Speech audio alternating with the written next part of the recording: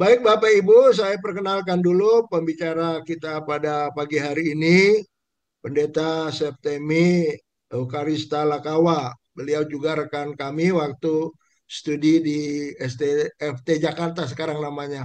Selamat pagi Temi. Selamat pagi, Pak Ya, Pendeta. beliau termasuk apa ya rekan kelas yang eh, terpandai lah. Berapa rekan kami itu sudah merampungkan apa studi doktoralnya termasuk beliau. Beliau tamatan dari Boston University School of Theology. Dalam laman Boston memang disampaikan bahwa beliau termasuk salah satu alumni terhormat pada tahun 2023.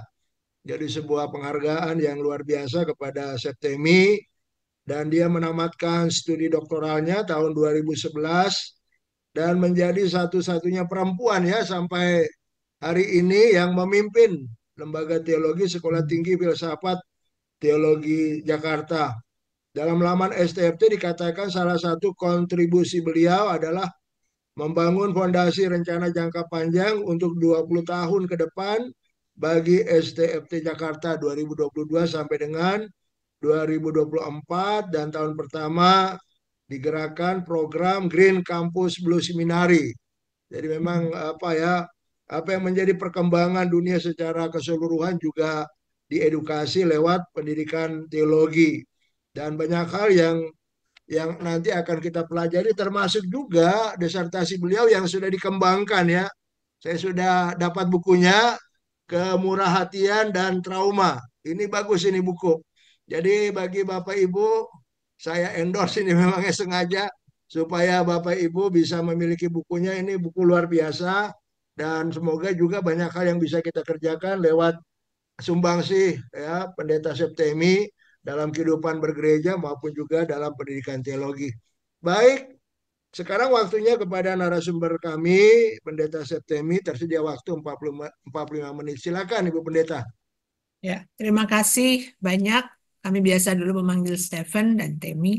Terima kasih Pak Pendeta Stephen dan juga untuk Ibu Bapak sekalian. Kalau saya belum pernah ketemu atau belum kenal, salam kenal dari saya. Saya di Tangerang Selatan, walaupun kampus di Jakarta.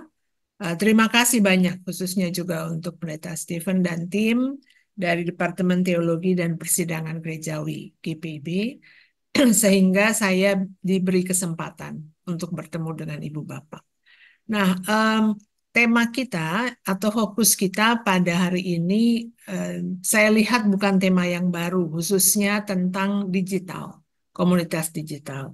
Tapi mungkin apa yang semoga kita bisa menemukan bersama-sama dari tengah-tengah tantangan komunitas digital itu, khususnya di era digital, pertanyaan tentang bagaimana sebenarnya spiritualitas Kristiani kita bisa temukan bersama-sama. Jadi untuk saya itu bukan jawaban, karena kita semua pasti punya jawabannya, kita sudah melaksanakannya. Nah, materi yang tertulis yang sudah semoga sudah didalami, walaupun mungkin waktunya singkat, sengaja saya susun dengan mempertimbangkan bahwa ibu bapak datang dari berbagai wilayah yang tidak seragam. Jadi tanggung jawab saya adalah memperkenalkan ide-ide maupun pendekatan-pendekatan yang mungkin bagi banyak kita itu masih baru. Harapan saya tentu adalah bahwa materi tertulis itu bisa membantu dalam mendalami pergumulan ibu bapak di lapangan di gereja masing-masing. Karena saya pertama bukan warga GPIB. Saya pendeta dari Gereja Protestan di Sulawesi Tenggara dan melayani sebagai dosen tetap di STFT Jakarta itu sejak 1998. Jadi tahun ini tahun ke-26. Nah, jadi yang saya sampaikan itu adalah em, materi atau pendekatan yang juga datang dari pengalaman saya. Baik pernah terlibat di Dewan Gereja Sedunia atau terlibat di Dewan Gereja Asia, di PGI walaupun sudah cukup lama, dan saya tidak terlalu terlibat lagi, tetapi dalam konteks pendidikan teologi. Nah, semoga materi yang sudah saya sampaikan itu bisa Ibu Bapak sendiri kembangkan. Jadi, tolong jangan lihat materi saya itu sebagai jawaban atau sekian banyak pertanyaan, tetapi katakanlah sebagai pemicu untuk berdiskusi lebih panjang di lokal masing-masing, dan juga kita, semoga Ibu Bapak bisa menemukan eh, aspek-aspek yang berguna. Kira-kira seperti itu. Saya share slide dulu. Apakah kelihatan? Oke, Bagus, sudah. sudah kelihatan ya. Nah, ada banyak bagian yang tidak saya masukkan di bagian tertulis yang sudah Ibu Bapak terima, tetapi saya masukkan di pertemuan kita pagi sampai siang nanti. Lalu saya juga sudah memberi catatan di materi itu dan sudah menyampaikan ke Pendeta Stephen untuk mohon bahan yang tertulis tidak diberikan atau tidak diperbanyak. Kenapa? Kepada orang yang tidak ikut eh, pertemuan kita atau setidaknya bukan dari komunitas presbiter GPIB. Kenapa? Karena jika tidak ikut pada pertemuan kita pagi ini, ada banyak aspek yang mungkin tidak akan dipahami di dalam bagian tertulis. Walaupun saya sudah berusaha bahwa tanpa mengikuti ini pun, misalnya ada anggota majelis yang tidak bisa hadir pada hari ini masih bisa. Tapi setidaknya jangan pada orang-orang yang sama sekali tidak termasuk uh, menjadi atau memiliki panggilan untuk pelayanan sebagai presbiter. Nah, kita bicara tentang dunia digital. Kita semua tentu punya pengalaman yang sangat beragam, ada yang sama, ada yang tidak. Saya mau mengawali ini dengan membuat disclaimer bahwa saya bukan orang yang aktif di media sosial. Yang saya punya dan saya akses hanya YouTube. Dan saya tidak punya akun-akun seperti Facebook, Instagram, Twitter, TikTok, dan seterusnya. Terakhir saya punya akun Facebook itu 2016. Kesadaran itu kemudian muncul pada saya ketika saya melihat pada saat itu adalah intensi yang terlalu kuat dan negatif dari para pengguna media sosial. Walaupun pada saat itu belum ada ya Instagram dan lain-lain itu. Tapi bukan berarti saya lalu tidak melek apa yang terjadi pada dunia digital. Jadi saya membuat keputusan itu. Nah, menarik bahwa dalam beberapa waktu terakhir ada banyak presentasi maupun riset yang mau memperlihatkan bahwa ada unsur-unsur negatif bahkan berbahaya dari dunia digital, khususnya media sosial. Jadi tentu kita membedakan ya dunia digital dan media sosial itu. Itu bagian dari, tapi bukan hanya media sosial. Kira-kira seperti itu tentang apa itu dunia digital. Sebentar saya akan sampaikan. Nah, misalnya adalah salah satu apa namanya akun di YouTube yang memperlihatkan bahwa TikTok, sekali lagi saya mengingatkan bahwa saya bukan pengguna TikTok, tapi saya mempelajari apa yang orang sampaikan dan hasil dari riset, kira-kira riset mereka atas efek dari dunia digital khususnya media sosial. Lalu dikatakan bahwa TikTok itu membuat kemampuan orang berpikir secara kritis itu turun luar biasa. Mungkin karena informasi yang sangat terbatas dan cepat dan orang tidak diberi kesempatan untuk mencerna. Nah, hal-hal seperti ini kita alami. Lalu misalnya influencer, ada seorang yang lain yang memperlihatkan bahwa persoalan yang tidak kalah peliknya, ini yang saya perlihatkan dengan kursor adalah orang menjadi pengguna media sosial khususnya pengguna aktif, kemungkinan itu akan membuat relasi dengan media sosial itu membawa perubahan yang sangat masif. Entah dia negatif dan kita tentu tahu banyak perubahan-perubahan positif. Nah, ini adalah gambaran sangat singkat saja tentang apa yang terjadi di dalam realitas yang kita sebut digital. Dan dunia digital itu sudah menjadi realitas yang bagi sebagian besar masyarakat dunia dianggap adalah realitas yang betul-betul, yang sungguh nyata. Nah, lalu ini lagi saya ambilkan beberapa informasi bagaimana melalui dunia digital kita dapat mengakses beragam informasi yang seringkali kita tidak punya kemampuan untuk memfilter. Karena berbeda dengan dunia non-internet yang kita sampai saat ini masih alami, informasi itu datangnya kan pelan. Tapi dunia digital itu membuat semuanya menjadi sangat cepat. Dan informasi apapun, misalnya ini ada tentang pejabat yang flexing atau keluarganya dengan harta mereka, lalu ada persoalan informasi yang tidak tepat di dalam media sosial itu juga, lalu ada tentang agama. Dan kita terhisap di dalamnya, khususnya kita sebagai bagian dari komunitas Kristen global. Lalu ini lagi ada informasi, misalnya saya ambil dari GPIB, Sinode GPIB, dengan cepat bisa memberikan informasi dan posisi gereja tentang isu-isu yang langsung paling terkini, kira-kira seperti itu. Lalu ada juga vlog yang terkait diskusi yang serius dan panjang dan mendalam bahkan tentang tema-tema dogmatika atau ajaran gereja. Ini saya pilih juga bagian yang saya baru lakukan sekitar 2 minggu lalu gitu, ketika gabungan gereja-gereja baptis meminta saya untuk bicara tentang trauma, dan kita melihat bahwa tidak selalu negatif. Dunia digital itu justru memberi kita kesempatan untuk melakukan eksplorasi dan juga mendalami apa yang selama ini kita percaya atau kita yakini misalnya. Tapi pada saat yang sama, dunia digital itu juga menghasilkan dan menciptakan rasa takut. Dan ini yang menurut saya perlu kita beri perhatian yang serius. Jenis rasa takut seperti apa? Kita masing-masing punya pengalaman dan punya definisi tentang takut itu apa. Tapi yang menarik adalah di dunia digital, di media sosial khususnya, kita mengetahui yang disebut FOMO, fear of missing out. Dan di sini saya memilihkan gambar-gambar yang dengan cepat gitu, dengan mudah bisa kita lihat. Khususnya misalnya untuk kita yang tidak terbiasa atau belum terbiasa dengan gramatika, dengan bahasa yang memang dibangun secara khusus untuk konteks dunia digital. Nah, FOMO ini dia bisa menjadi dampak. Dan kalau dia dampak dari sesuatu, dari realitas yang dianggap sangat nyata, bahkan melampaui yang nyata itu, dan kita sebagai bagian dari gereja, dan majelis jemaat itu adalah bagian dari kepemimpinan gereja, tidak merespons realitas ini, maka kita sebenarnya sedang berhadapan dengan krisis yang lebih besar.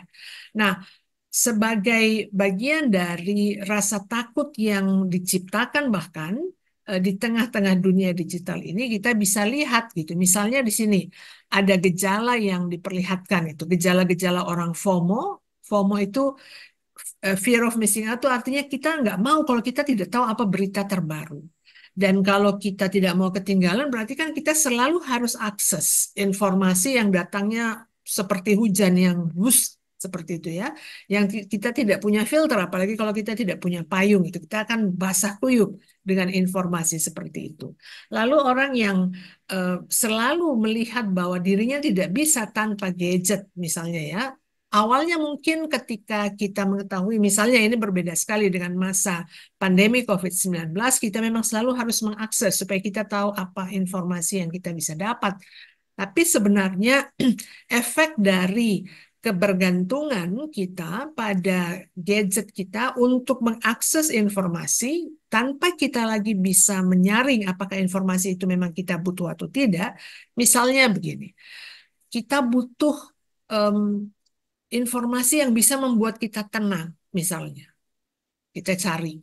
Tapi juga ada orang yang akhirnya melihat bahwa semua informasi yang datang itu menjadi pembanding bagi dia, bahwa dia tidak cukup baik, dia tidak cukup cantik, dia tidak cukup cakep, dia tidak cukup kuat, dia tidak cukup kaya, dan seterusnya. Tidak cukup, tidak cukup, tidak cukup.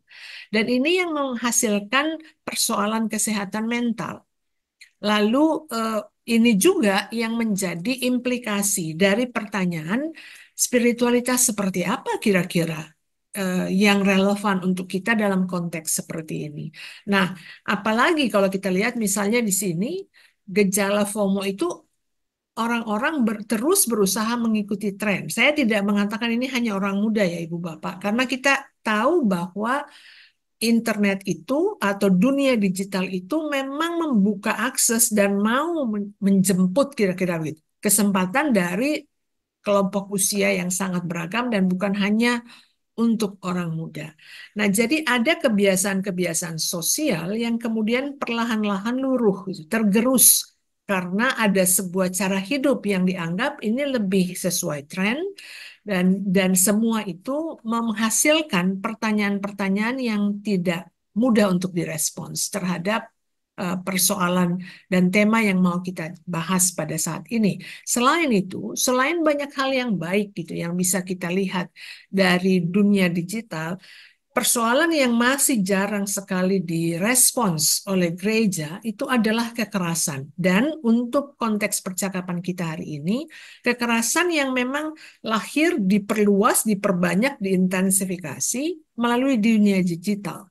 Itu ketika bullying atau perundungan itu terjadi secara digital dan seringkali susah ditemukan akarnya.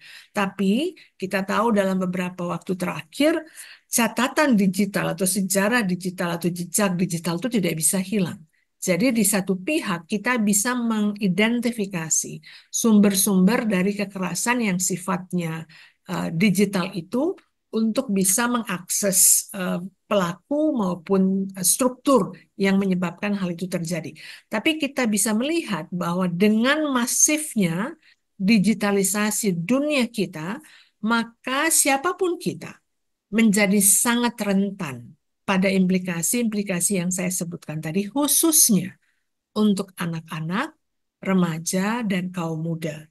Dan saya kira percakapan kita tentang spiritualitas akan juga kita lekatkan pada pengalaman-pengalaman warga jemaat yang seperti itu dalam kelompok usia tersebut.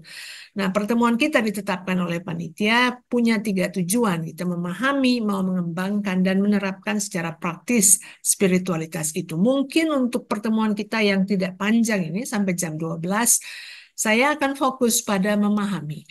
Tapi juga mau mendengar dari Ibu Bapak, khususnya bagian 2 dan 3. Pertanyaan bagaimana ini dikembangkan, bagaimana diterapkan, khususnya dalam pelayanan pastoral.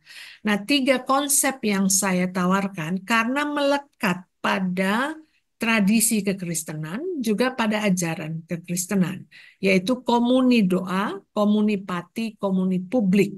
Doa pati publik. Komuni doa pati publik ini saya sengaja buat supaya Ibu Bapak bisa mudah ingat gitu. Komuni itu apa? Sebentar saya jelaskan dan tentu Ibu Bapak sudah baca. Komuni yang berdoa, komunitas yang berdoa. Komuni pati komunitas yang murah hati, yang berbela rasa. Komuni publik, komunitas yang mengakarkan dan mewujudkan iman Kristianinya di ruang-ruang publik. Dan bahwa gereja sebenarnya juga dunia publik dan sekaligus masyarakat sosial. Nah, karena tema kita adalah spiritualitas Kristiani yang dimintakan pada saya dan bukan spiritualitas reformed, tapi saya menyadari tradisi dari GPIB, jadi saya merujuk pada, tentu tidak bisa panjang, tentang spiritualitas reformed yang di dalamnya GPIB berakar. Tapi saya ambil misalnya dari Howard Rice, ada aspek-aspek dalam tradisi reform spiritualitas Kristiani itu yaitu berdoa, lalu studi Alkitab, lalu ada pedoman dan ada karya nyata. Nah, walaupun saya tidak buat ke dalam 4, saya buat dalam 3 bagian, komuni doa pati publik. Semoga kita melihat bahwa ini tidak asing untuk kehidupan bergereja kita. Nah, lalu saya juga melihat bahwa Tolong peserta bisa dikasih mati ya suaranya. Lalu saya juga melihat bahwa agar supaya spiritualitas kita itu menjadi basis dalam merespons realitas digital yang sangat-sangat kompleks, sangat rumit, maka mau tidak mau praktik spiritual Kristiani yaitu berdoa mesti kita tekankan lagi, tapi kita juga mau melihat dimensi-dimensinya. yang mungkin pada saat dan di tengah realitas digital ini menjadi perlu, sangat perlu bahkan kita kembangkan. Lalu aspek bagaimana kita hidup secara bermurah hati, secara berbela rasa, kita akan identifikasi sama-sama dan apa implikasinya secara publik. Nah, oleh karena itu ada pertanyaan besar yang saya ajukan untuk Ibu Bapak. Bagaimana cara atau model pendekatan yang dapat dilakukan oleh Majelis Jemaat GPIB secara keseluruhan maupun dalam konteks jemaat masing-masing agar spiritualitas ini relevan dalam hidup kita, tentu seperti itu. Nah, kita tahu bahwa ciri-ciri dunia digital itu adalah sangat cepat dia. Bayangkan kalau apa yang saya katakan sekarang misalnya ya, ibu bapak tidak setuju, lalu walaupun tidak didalami lagi, apa yang saya katakan kan bisa di screenshot atau di caption gitu, di capture lalu disebarkan. Maka saya tidak punya kesempatan untuk menjelaskan ketika informasi itu sangat cepat sudah sampai di ujung-ujung dunia, misalnya seperti itu. Begitu orang akses gadgetnya, sudah sampai informasi tersebut. Lalu yang kedua, tanpa batas dunia digital ini bahwa semua orang bisa akses harusnya dan juga teknologi yang dikembangkan termasuk oleh pemerintah negara-negara adik kuasa seperti Amerika Serikat, Rusia dan Cina itu kita lihat gitu. Ini permainan dan pertarungan itu sebenarnya pada level perang informasi. Tapi sudah ada istilah yang lain itu. Jadi bukan hanya bahwa digital itu atau dunia digital itu tanpa batas, tetapi sekaligus dibatasi. Itu yang disebut sekarang splinternet. Jadi negara-negara atau pemerintah-pemerintah yang punya kuasa, mereka tidak mau pakai fasilitas internet atau teknologi dari negara pesaingnya misalnya. Jadi mereka lokalisir, tapi kemudian mereka share juga untuk bagian dunia yang lain. Nah, kita berada di tengah-tengah itu. Selain itu, kita juga melihat bahwa internet itu atau dunia digital itu meluasnya sangat cepat. Jadi yang cepat, yang luas dan tanpa batas itu terjadi sekaligus, Ibu Bapak. Pertanyaannya bagi kita kan adalah, lalu bagaimana ya spiritualitas itu bisa menubuh kira-kira begitu. Bisa menjadi pengalaman di dunia yang masif, di dunia yang informasinya masif meluas tanpa bisa diredam, tanpa bisa diperlambat kira-kira seperti itu. Nah, lalu kita juga lihat bahwa salah satu dari, saya perlihatkan 4, tentu ada banyak yang lain. Dari dunia digital itu ada di mana-mana, ubiquitous. Nah, yang menarik adalah di dalam tradisi gereja Katolik misalnya ada seorang teolog seperti Schreiter, dia mau mempertimbangkan atau menyarankan aspek universal sebagai sebuah konsep dengan mengatakan sebenarnya yang lebih tepat itu ubiquitous. Jadi ada di mana-mana. Nah, ketika saya melihat apa yang terjadi pada dunia digital, pada era digital ini, bayangkan sekarang gitu. Ibu Bapak bisa mengakses percakapan kita ini dari lokasi di mana Ibu Bapak berada. Ada yang mungkin sedang di dapur, ada di ruang ibadah, dan seterusnya. Sama seperti kalau kita bergereja secara online. Tidak mesti datang ke gereja, ke ruang ibadah, tetap bisa di rumah sendiri. Bahkan ada yang melakukannya di mobil sambil perjalanan. Jadi memang berubah secara masif, secara radikal ruang-ruang yang selama ini kita bisa kurung dan mengatakan ini ruang spiritual. Misalnya ya ada kecenderungan bahwa ruang ibadah gereja itu ruang spiritual dan di luar itu bukan ruang spiritual. Sekarang tidak ada lagi batas itu. Lalu H.S. Wilson, seorang teolog India, dalam salah satu presentasinya di salah satu kegiatan dari Sidang Raya Dewan Gereja Sedunia 2 tahun lalu, mengatakan membahas tentang AI, Artificial Intelligence. Dan dia mengatakan bahwa dalam konteks AI, Artificial Intelligence itu, dan juga dunia digital, manusia itu punya kecenderungan menjadi Allah, menjadi ilahi. Itu tadi, ada di mana-mana, informasi bisa diakses oleh siapa saja kapanpun, dan juga sangat cepat. Yang perlu kita tanyakan adalah apa implikasi etisnya terhadap konsep kekristenan tentang siapa Allah, siapa manusia. siapa alam, dan kekuasaan atas informasi. Nah, ini yang menurut saya menjadi bagian penting dari percakapan kita tentang spiritualitas itu. Saya mengambil definisi, menggunakan definisi tentang spiritualitas itu dari dua eh, biarawati Katolik. Yang pertama dari Sarah Schneider yang mengatakan bahwa spiritualitas itu adalah pencarian manusia akan Allah. Jadi spiritualitas itu bukan pertama-tama Allah yang datang ke manusia, tetapi manusia yang mencari Allah. Allah ada bersama dengan kita. Setidaknya ini yang kita yakini ya dalam iman Kristiani. Allah bersama dengan kita, Immanuel. Dan manusia itu mencari di mana Allah. Lalu John Chittister juga mengatakan bahwa, dan ini yang saya hubungkan antara spiritualitas dan doa, yaitu komuni doa, bahwa sebenarnya rasa sakit, kebutuhan, dan kerapuhan itulah yang memimpin kita, membimbing kita langsung pada Allah. Oleh karena itu menurutnya, oleh karena itu kita tidak perlu melakukan doa karena kita menjadi doa. Dan bayangkan kalau saya bilang tadi ya, kita tidak perlu berdoa lalu di-cut informasi itu dan disebarkan. Maka akan muncul informasi bahwa Septemi mengatakan jangan berdoa. Tidak sabar kita mendengar kalimat berikutnya bahwa kita tidak perlu mempraktikkan doa. Doa itu harus menjadi kita dan kita menjadi doa kita. Maka tidak ada pemisahan doa tersebut antara ritual dan liturgi dan ritus gitu dan nyanyian. Tidak ada pemisahan. Itu menjadi kita. Maka kita menjadi komunitas yang berdoa. Kita adalah komuni doa. Nah, dengan pemahaman seperti itu, menurut saya akan baik juga kalau kita melihat gitu ya, salah satu atau satu-satunya hampir untuk komunitas Kristen Protestan, pemahaman bahwa doa itu adalah kita sendiri, kita yang menubuhkan doa itu. Mari kita lihat doa Bapa kami.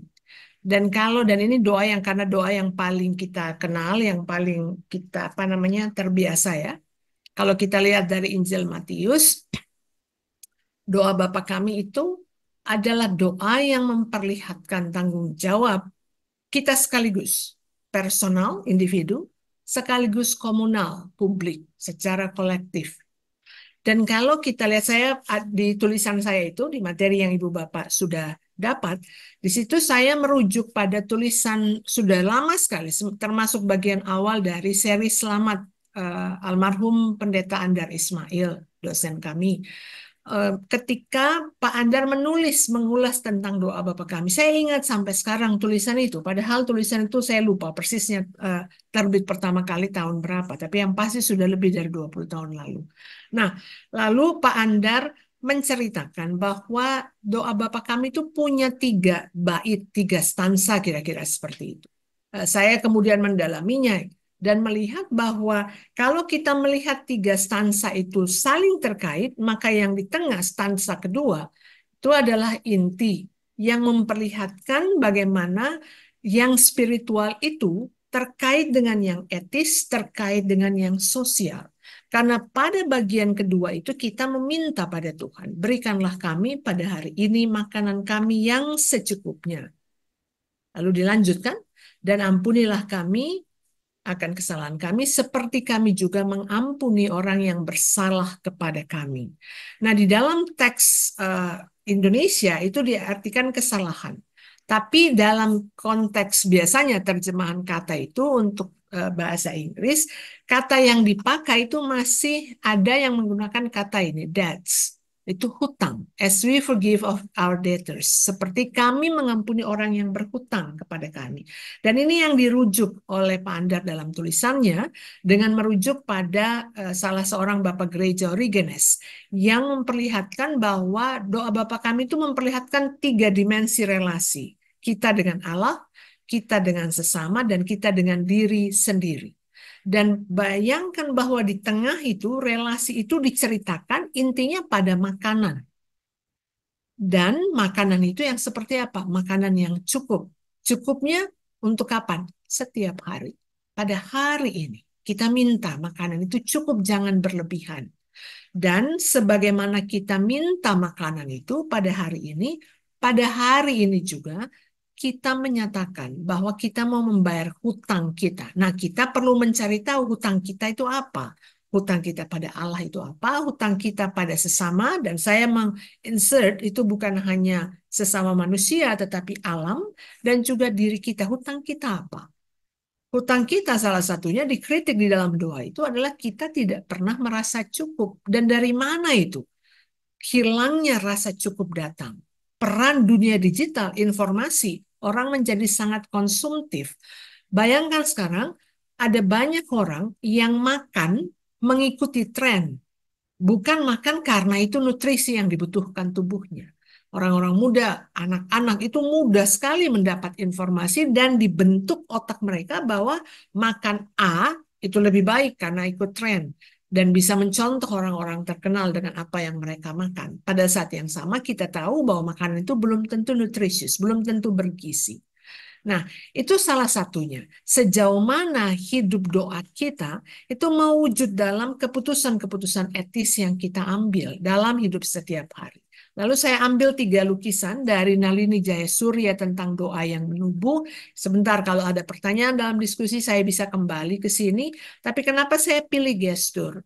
Karena dalam ibadah Protestan kita sepi gestur, sepi gerakan tubuh kita. Tapi dalam tradisi klasik, tradisi kuno kekristenan, ritual itu tidak pernah sepi dari gerakan. Dan lukisan ini mau memperlihatkan pada kita posisi-posisi tertentu yang memperlihatkan bahwa berdoa itu kadang-kadang membutuhkan sebuah gestur yang memperlihatkan betapa kita berserah pada Tuhan. Lalu saya ambil juga dari lukisannya yang lain tentang seorang ibu yang menggendong anak. Dan itu memperlihatkan juga sebuah gestur kerapuhan, tetapi juga daya lenting dari komunitas yang berdoa. Lalu ini ketika kepasrahan dan penyerahan total pada Allah itu juga menjadi bagian dari hidup berdoa tersebut. Nah, kalau kita mengatakan bahwa ini semua tercermin dan menubuh dalam hidup spiritual kita, maka mau tidak mau aspek-aspek spiritualitas itu tidak bisa lagi kita katakan hanya satu hal, satu bagian. Mestinya sangat beragam. Ada orang yang misalnya berdoa itu harus tutup mata, harus bersuara. Nggak ada yang salah dengan itu. Tapi jangan lalu kita mengatakan harusnya berdoa jangan diam dong. Ada orang yang punya tradisi berdoa itu diam mendengar. Nah, kita kan biasanya bilang gini, kita berdoa pada Tuhan. C.S. Lewis mengatakan begini, bayangkan kalau kita mengatakan kita berdoa pada Tuhan, jadi kita ibaratnya menelpon Tuhan, dan Tuhan cuma disuruh mendengar aja, kita ngomong dari awal sampai akhir nggak berhenti-berhenti. Terus Tuhan nggak pernah ngomong, karena kita hanya minta Tuhan dengar kita. Tapi lalu C.S. Lewis mengatakan berdoa itu bukan hanya to God, pada Tuhan, pada Allah, tetapi juga with, dengan Allah. Dan kalau kita membayangkan kita berdoa dengan Allah, Allah ada kan? Dan saya selalu mengimani bahwa ketika kita berdoa, Roh Kudus hadir. Dan Roh Kudus sebenarnya yang ada bersama dengan kita bukan hanya mendengar, mau menyampaikan sesuatu pada kita. Dan komuni doa ini memperlihatkan apa yang disebut dalam istilah Latin, lex orandi, lex credendi, lex vivendi. Jadi ya berdoa, ya mengimani, ya bekerja, menyatakan perbuatannya. Spiritualitas kita tidak menarik kita keluar dari dunia. Itu Henry Nouwen mengatakan. Tetapi kita dikembalikan pada dunia. Karena orang-orang yang berdoa mesti ada di tengah dunia. Jangan meninggalkan dunia. Karena seperti kata Alkitab, Tuhan sangat mengasihi seluruh ciptanya ini. Jadi bayangkan kalau ada spiritualitas yang menyuruh kita meninggalkan dunia, mengasingkan diri kita. Itulah artinya maka gereja harus ada di tengah-tengah dunia. Yang kedua, komunipati. Ini dari konsep seorang teolog pastoral, Immanuel Lartey, yang disebut komuniopati. Kita biasa dengan istilah empati, itu pribadi individu kita, kita merasakan apa yang orang lain rasakan, lalu menjadi interpati. Interpati ini lebih luas dari empati, dia memperlihatkan kemampuan kita merasakan apa yang orang lain rasakan, bahkan ketika orang itu tidak kita kenal dan sangat berbeda dengan kita.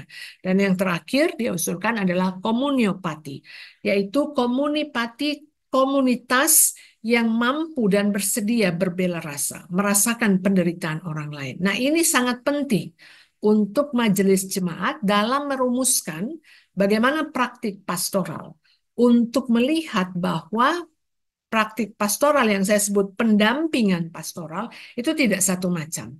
Ada yang namanya konseling pastoral, itu biasanya masih tanggung jawab pendeta karena ada unsur-unsur konfidensialitas dan seterusnya. Tetapi kalau kita melihat bahwa pendampingan pastoral dalam konsep komunipati adalah tanggung jawab kita, maka gereja itu sendiri bertanggung jawab untuk menemani, bertanggung jawab untuk mendampingi. Dan siapa yang bertugas dalam level kepemimpinan adalah majelis jemaat. Dan oleh karena itu, keterampilan-keterampilan pastoral itu mesti juga dilatih pada majelis jemaat, anggota majelis jemaat. Salah satu keterampilan mendasar adalah kemampuan mendengar dengan aktif. Jadi bukan kemampuan untuk menyampaikan informasi, tapi yang paling pertama, mendengar dengan aktif. Atau yang saya biasa gunakan, compassionate listening, mendengar dengan murah hati. Kita memberi perhatian pada apa yang kisah atau cerita yang disampaikan pada kita. Yang berikut adalah dalam komunipati, liturgi, khususnya perjamuan kudus. Biasanya kan yang melayani adalah pendeta dan anggota majelis jemaat. Saya mau melihatkan ini roti. Kan kalau pendeta di depan melayani itu akan memecahkan roti. Yang kita biasanya tidak perhatikan adalah ketika dipecahkan, kita lupa lihat ini, bahwa ada ruang kosong di antara roti yang dipecahkan.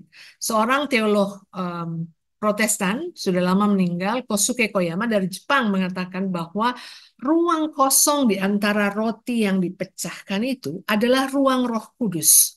Mengingatkan kita, ini simbolik sekali, ruang Roh Kudus. Sehingga ketika pelayanan perjamuan kudus itu dilakukan, kita mengingat bahwa Roh Kuduslah yang menemani umat, menemani kita. Menerima roti itu ketika kita diingatkan lagi, Tuhan mengatakan, lakukanlah ini sebagai peringatan akan aku. Sesudah kita ambil roti dan juga kita menerima minum itu. Nah, artinya adalah ritual perjamuan kudus ini mengingatkan kita bahwa ada ruang kosong di antaranya, ruang sang roh, dan di sana kita bisa maknakan bahwa dunia itu ada di dalam ruang Roh Kudus itu. Sehingga ketika kita sudah menyelesaikan ritual, kita kembali ke kehidupan kita sehari-hari, kita ingat bahwa Roh Kudus menemani kita di dalam realitas dunia kita, termasuk realitas digital. Nah, kita bisa, Ibu Bapak, menggunakan simbol ini untuk memberi makna bahwa dunia digital yang sama sekali kita tidak punya kuasa untuk memberi kontribusi besar, mengatur dan sebagainya, kita bisa percaya bahwa dengan keputusan-keputusan baik yang kita ambil, akses informasi itu bisa kita kelola dengan baik. Kenapa? Karena di dalam perjalanan dan ruang-ruang itu, Roh Kudus menemani kita. Lalu ada yang bagian dari komuni ini juga mengatakan bahwa seringkali kita lupa bahwa perjamuan kudus itu punya dimensi bukan hanya spiritual, bukan hanya eklesial di tengah gereja, tetapi juga sosial. Maka kita yang menerima perjamuan kudus sebenarnya punya tanggung jawab untuk memberlakukan keadilan sosial. Maka ketika Tuhan mengatakan, lakukanlah ini sebagai peringatan akan aku, di seluruh kitab Injil, Tuhan selalu merujuk ketika mengingat dia siapa yang kita lihat, yaitu orang-orang yang terpinggir, orang-orang miskin yang menjadi korban dan terdiskriminasi.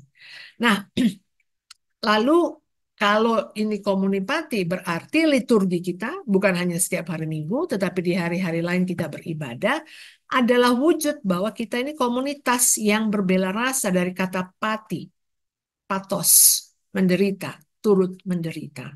Nah, jadi semoga sudah melihat apa yang saya coba gali dari apa yang kita sudah kenal bersama, doa Bapa kami tadi, lalu perjamuan kudus, dan kita bisa dalami nanti dalam percakapan untuk melihat bahwa ternyata spiritualitas itu mencakup begitu luas hal-hal yang terjadi dalam kehidupan kita. Dan di awal tadi saya sudah mengatakan bahwa kalau kita mau melihat tentang kenyataan di mana spiritualitas Kristiani itu hadir dan mencari baik kesempatan maupun tantangan adalah realitas kesehatan mental.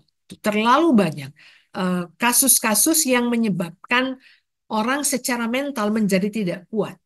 Dan di sini menurut saya kesempatan untuk majelis jemaat, ibu bapak sekalian, dan gereja dalam hal ini tentu GPIB, melihat kesempatan dari tengah-tengah krisis. Ini yang saya sebut pastoral dari tengah krisis dengan beberapa rujukan terhadap studi pastoral masa kini, bahwa pastoral sekarang harus dilihat di tengah krisis. Krisis itu berarti dua, dia bahaya tetapi juga kesempatan. Dan krisis yang saya lihat salah satunya terbesar di dunia digital dan yang disebabkan olehnya adalah mental health, kesehatan mental. Sayangnya, gereja lebih fokus pada spiritual health. Apa bedanya? Spiritual health itu kita kan bicara moral, bicara dosa, bicara apa yang benar, apa yang salah, bicara mau masuk surga. Sementara mental health bukan itu yang dibicarakan. Mental health berbicara tentang trauma, berbicara tentang pengalaman yang melukai ingatan orang, ingatan umat. Lalu bagaimana ini dipertemukan? Maka usul saya adalah dalam konteks pelayanan pastoral, memang harus ada pembekalan untuk majelis jemaat terkait mental health ini dan spiritual health. Ini tentu tidak bisa saya masukkan dalam materi hari ini, walaupun itu salah satu bagian besar dari penelitian saya, karena itu terlalu besar cakupannya. Lalu pastoral dalam konteks komunipati ini yang juga disebut walking through, sehingga kita bisa berjalan melewati tantangan-tantangan krisis akibat dunia digital yang memengaruhi kesehatan mental bukan hanya satu individu, tetapi juga bisa jadi komunitas. Dan di sana gereja hadir. Yang terakhir adalah komuni publik. Kalau tadi saya sudah bicara dari dalam kehidupan doa kita, tapi bahwa doa itu terwujud dalam komunitas kita bersama-sama sebagai gereja komunipati yang turut berbela rasa, maka tantangannya adalah bagaimana ini mewujud dalam kehidupan secara publik. Di sini kita bisa melihat bahwa dalam penelitian, banyak penelitian tentang dunia digital itu, kita bisa melihat begitu banyak informasi kan. Kisah-kisah muncul, kebenaran-kebenaran itu muncul bersaing.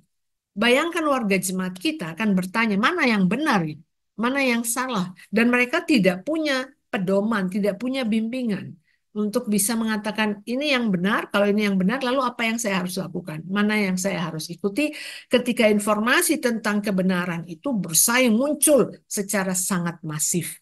Dan di mana akar kekerasan, di mana akar ketidakmampuan mengambil keputusan etis adalah ketika orang-orang muda kita, warga jemaat kita, kita sendiri tidak dilatih untuk berpikir kritis. Berpikir kritis itu adalah salah satu bentuk dari spiritualitas Kristiani dan bangsa kita sekarang sedang kehilangan itu.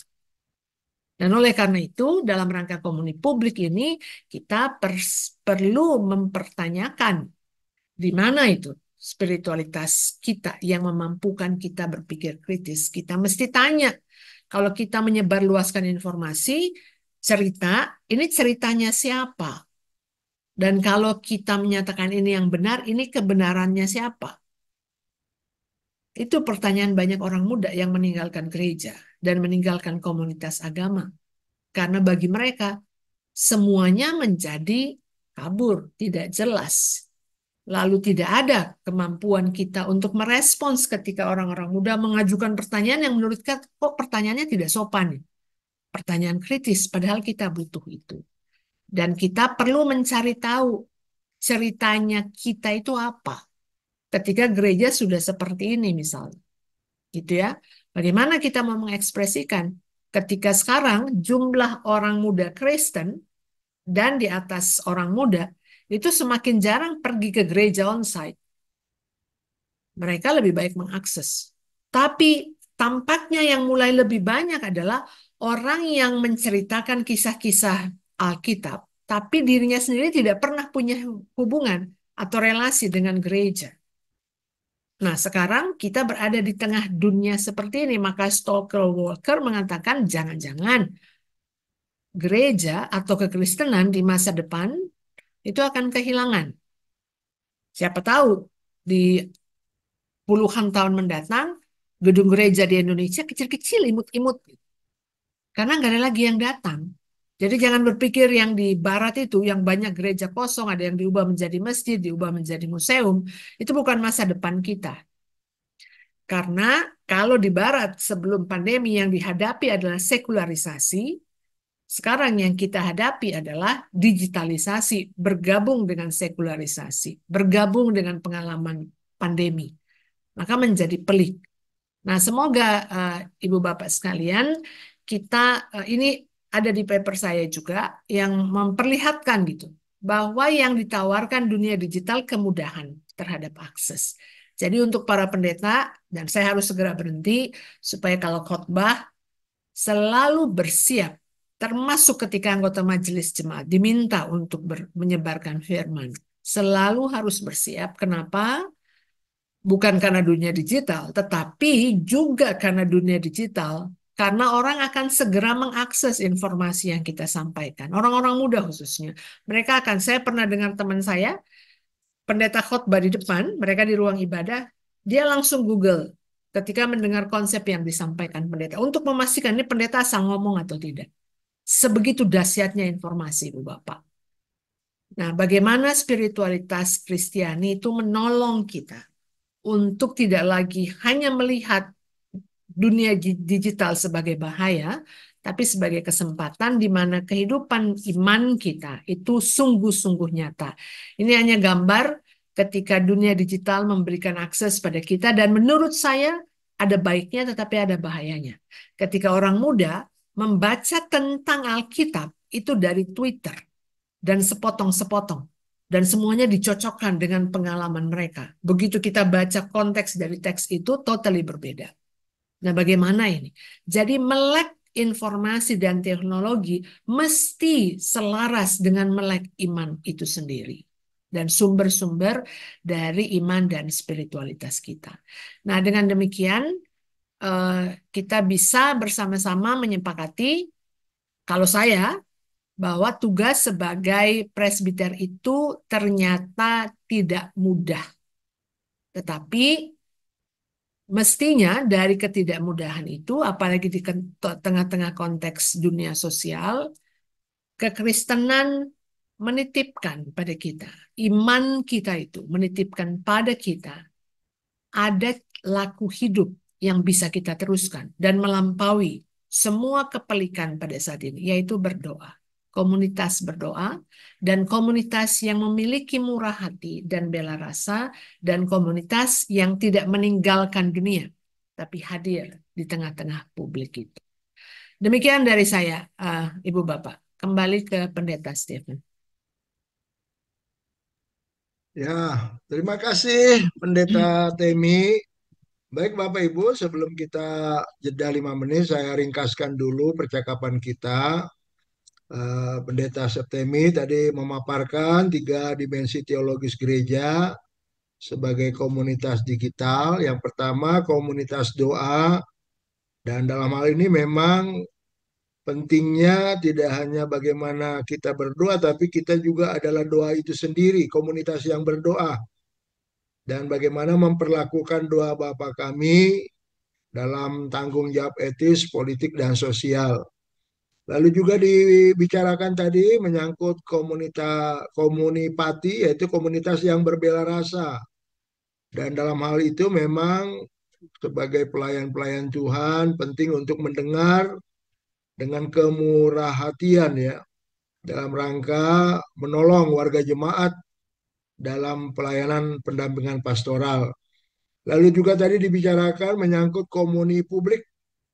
Dalam hal ini memang lewat narasi tadi perjamuan kudus, kehadiran Roh Tuhan juga yang menyertai warga jemaat, dan dalam konteks itu memang penting juga dalam kerangka dunia digital, kehidupan yang berkeadilan, ya. Jadi tindakan-tindakan pelayanan gereja juga harus menjawab krisis yang seperti dikatakan tadi, krisis secara mental.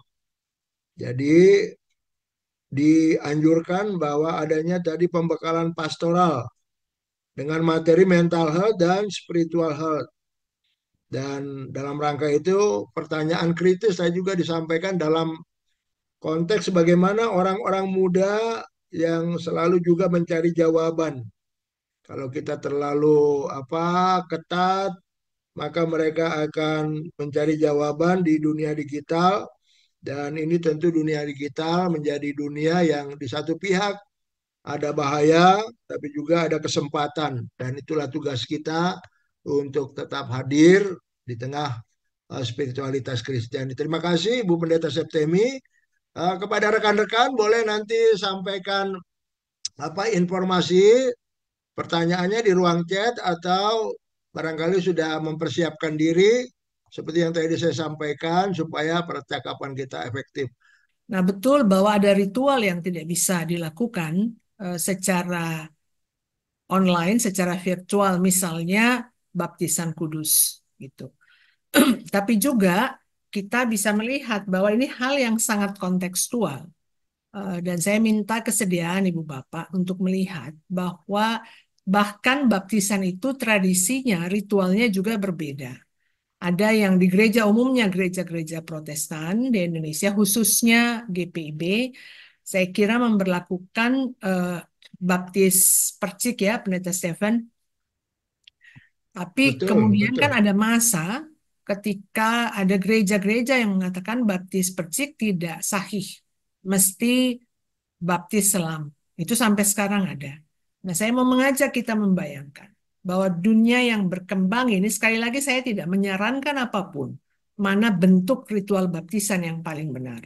Yang saya mau sampaikan adalah, siapkah kita ketika melihat bahwa dunia yang disebut dunia digital itu bukan hal yang sederhana dan mudah.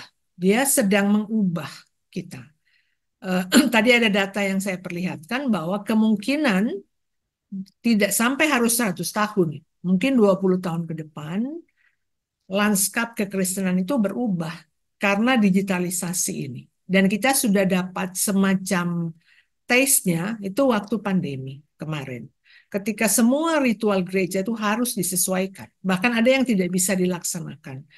Mungkin kita masih ingat ketika pada masa pandemi, gereja kelabakan toh, ketika mau bicara tentang perjamuan kudus. Karena perjamuan kudus harusnya ada di dalam gereja. Tapi akhirnya ditemukan cara bahwa orang di rumah masing-masing bisa tetap mengadakan perjamuan kudus itu bersama secara online. Lalu kemudian ada gereja yang mengatakan ibadah khusus perjamuan kudus hanya bisa diikuti secara langsung. Jadi yang ikut kemudian rekaman tidak boleh. Karena unsur langsungnya itu yang ditekankan. Pengalaman bersama. Nah, doa Bapa kami, 3 stansa itu, kenapa saya mulai dari tengah?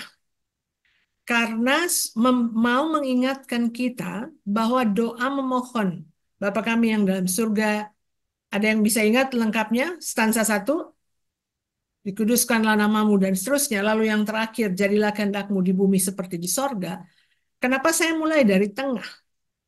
Karena doa itu disampaikan dalam konteks khotbah di bukit. Dan Tuhan sedang berbicara dalam pasal-pasal khotbah di bukit di Injil Matius pasal 5 sampai 7. Kita mesti tahu kepada siapa itu Tuhan bicara. Itu kepada Okhlos. Okhlos itu adalah ordinary people, orang-orang kecil, orang miskin, tidak punya akses pada kekuasaan, tidak punya akses yang cukup pada secara ekonomi, secara finansial, makanan, dan seterusnya. Kepada mereka Tuhan menyampaikan ajaran. Dan doa itu disusun, disebutkan Tuhan dalam konteks perjumpaan dengan orang-orang miskin. Orang-orang yang lapar. Itu yang membuat stansa 2 menjadi titik berangkat untuk kita bisa memahami apa artinya Tuhan itu dikuduskan. Apa artinya bahwa kehendak Allah itu jadilah di bumi seperti di sorga. Sehingga itu artinya adalah tidak ada lagi orang yang kelaparan, bukan. Tidak ada lagi orang yang tidak punya cukup karena begitu banyak orang yang lain yang punya berlebihan. Betapa dahsyatnya doa kita ini. Karena doa Bapa kami itu mengajarkan dengan persis bahwa orang yang beriman harus secara langsung mewujudkan imannya itu dalam keadilan sosial. Keadilan bagi siapapun. Itu yang membuat saya mulai dari stansa 2. Dan kenapa, apakah itu kemudian meminggirkan stansa 1 dan 3? Tentu tidak. Sehingga kalau ada orang yang berdoa doa Bapa kami terakhir jadi karena engkaulah yang punya kuasa dan kemuliaan dan seterusnya, tidak bisa kita mengatakan itu kalau kita tidak menjadi pelaku untuk menyatakan bahwa kehendak Allah di bumi seperti di sorga, salah satunya adalah keadilan. Dan kita bisa gali dalam seluruh kajian-kajian, khususnya untuk Injil-Injil, keempat Injil yang pertama itu. Nah itu maksud saya, Pak. Lalu Matius 28 tentang amanat agung dan Bapak merujuk pada Injil Matius tersebut dan juga tentang baptisan, saya setuju dengan itu. Tapi saya mau mengingatkan bahwa amanat agung itu bukan hanya di Matius 28, tetapi juga ada di Injil Lukas. Dan kalau kita baca Injil Lukas, ketika Tuhan mengatakan kepadaku ada roh Allah untuk memberitakan tahun pembebasan pada orang-orang miskin, itu juga adalah amanat agung. Dan ini kajian berabad-abad untuk mencari. Dan ternyata ditemukan bahwa Tuhan selalu memberi contoh dan petunjuk bahwa kehendak Allah di bumi seperti di sorga, akarnya di mana? Pada keadilan bagi siapapun. Dan untuk saya, untuk orang-orang muda gereja, dan juga untuk presbiter, sampaikanlah ini pada umat kita. Sehingga ketika mereka mengakses informasi di dunia digital, mereka punya basis pemahaman iman mereka yang cukup untuk bisa berpikir kritis dan mengajukan pertanyaan. Nah, lalu dari Bapak di GPB Balikpapan, saya terima itu sebagai eh, komentar ya Pak, tentang bahwa memang dibutuhkan keterampilan-keterampilan bukan hanya dalam konteks pastoral saya kira, tapi memang karena percakapan kita pada hari ini tentang konteks pastoral, khususnya dengan masalah kesehatan mental. Saya harus terus terang, pendidikan teologi dan gereja sangat terlambat merespons tentang kesehatan mental. Akibatnya apa? Kesehatan mental yang ada di tengah-tengah lingkungan kita sebagai gereja tidak direspons dengan benar. Kemana orang-orang yang mengalami itu mencari informasi? Ya ke internet. Dan apakah mereka mendapat jawabannya sesuai dengan tradisi iman mereka? Belum tentu. Dan ini saya kira dan saya sepakat dengan Bapak dari Balikpapan bahwa perlu ada pendalaman, perlu ada pelatihan-pelatihan untuk bukan hanya para pendeta, tetapi anggota majelis jemaat dan juga sebenarnya seluruh warga jemaat, khususnya orang tua ya, dan juga kaum muda, untuk bisa mendeteksi apa sebenarnya mental health itu, kesehatan mental, dan apakah ada korelasinya dengan kesehatan spiritual, ya dan tidak. Nah, sekali lagi saya tidak bisa memberikan informasi yang sangat mendalam di sini, Ibu Bapak. Salah satunya buku saya yang tadi diperlihatkan Pendeta Stephen, Kemurah Hatian dan Trauma, itu saya beri judul itu supaya menarik minat orang Kristen, termasuk gereja-gereja, untuk membaca dan mengatakan ini bukan soal yang remeh-temeh dan sederhana. Itu. Itu dari saya, Pendeta Stephen. Kecuali ada yang, kalau saya diizinkan, akan merespons yang di chat. Ya, baik, terima kasih Pendeta Temi. Berapa memang dari ruang chat ya bisa saya informasikan di sini dari jemaat Ora et Labora Bumi Serpong Damai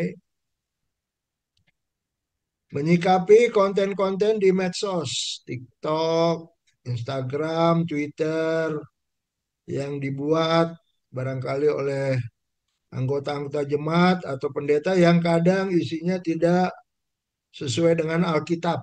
Nah ini yang kadang-kadang juga viral ya, Kristen progresif, tidak pentingnya pemberian persepuluhan atau jumlah persepuluhan yang ditransfer dalam dalam jumlah yang sudah ditentukan dan waktu yang ditentukan.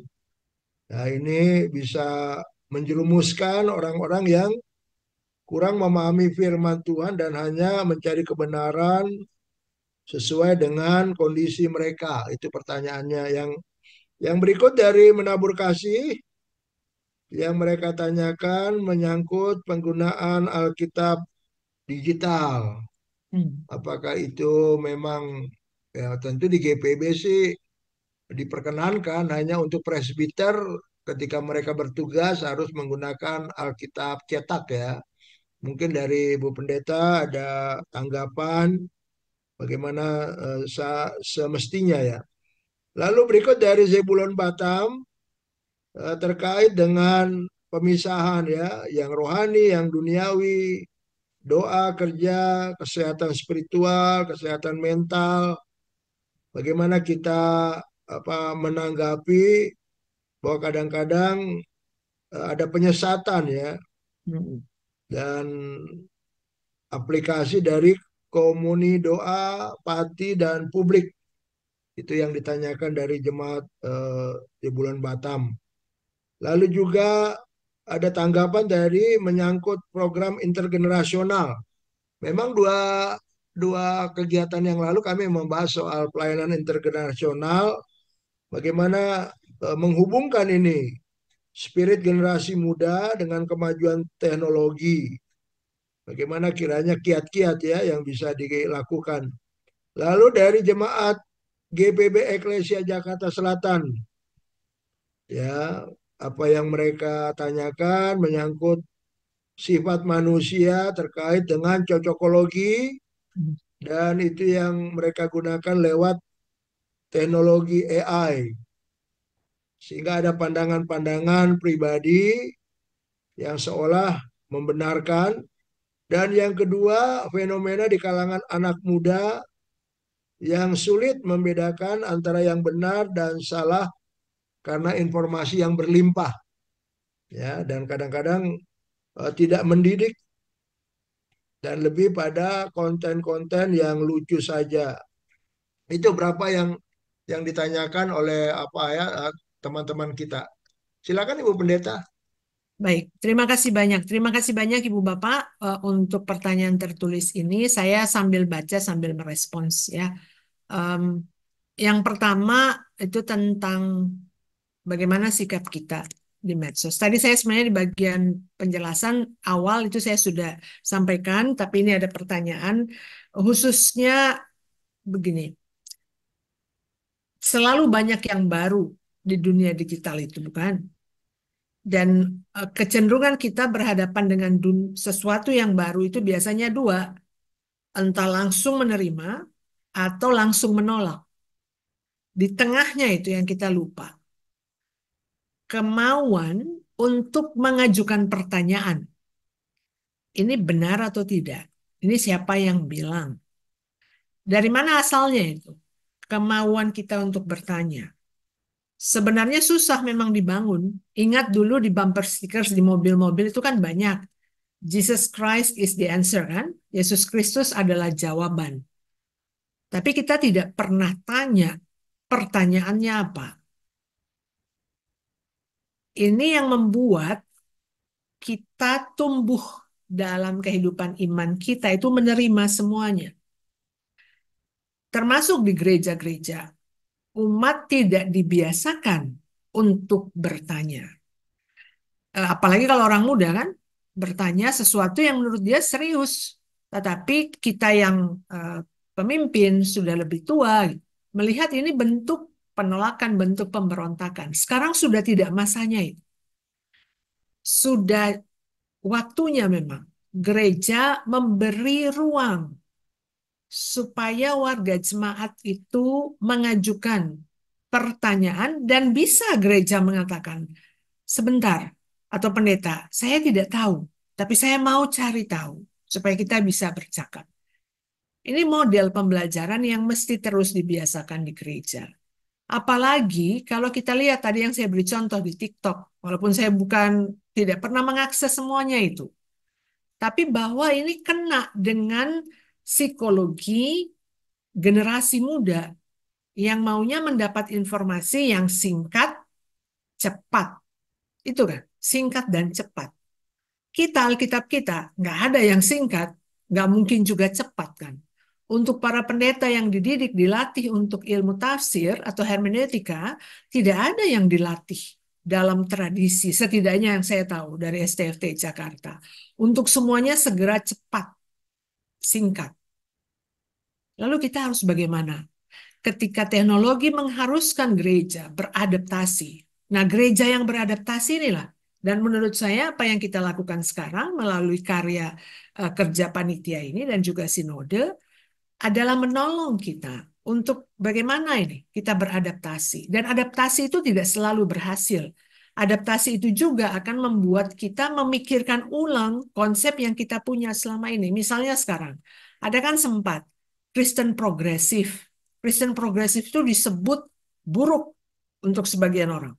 Sebagian yang lain mengatakan ini baik. Adakah di antara kita mencari tahu sejarah dari progresivitas Kristiani itu? Tidak sama persis dengan yang ada sekarang.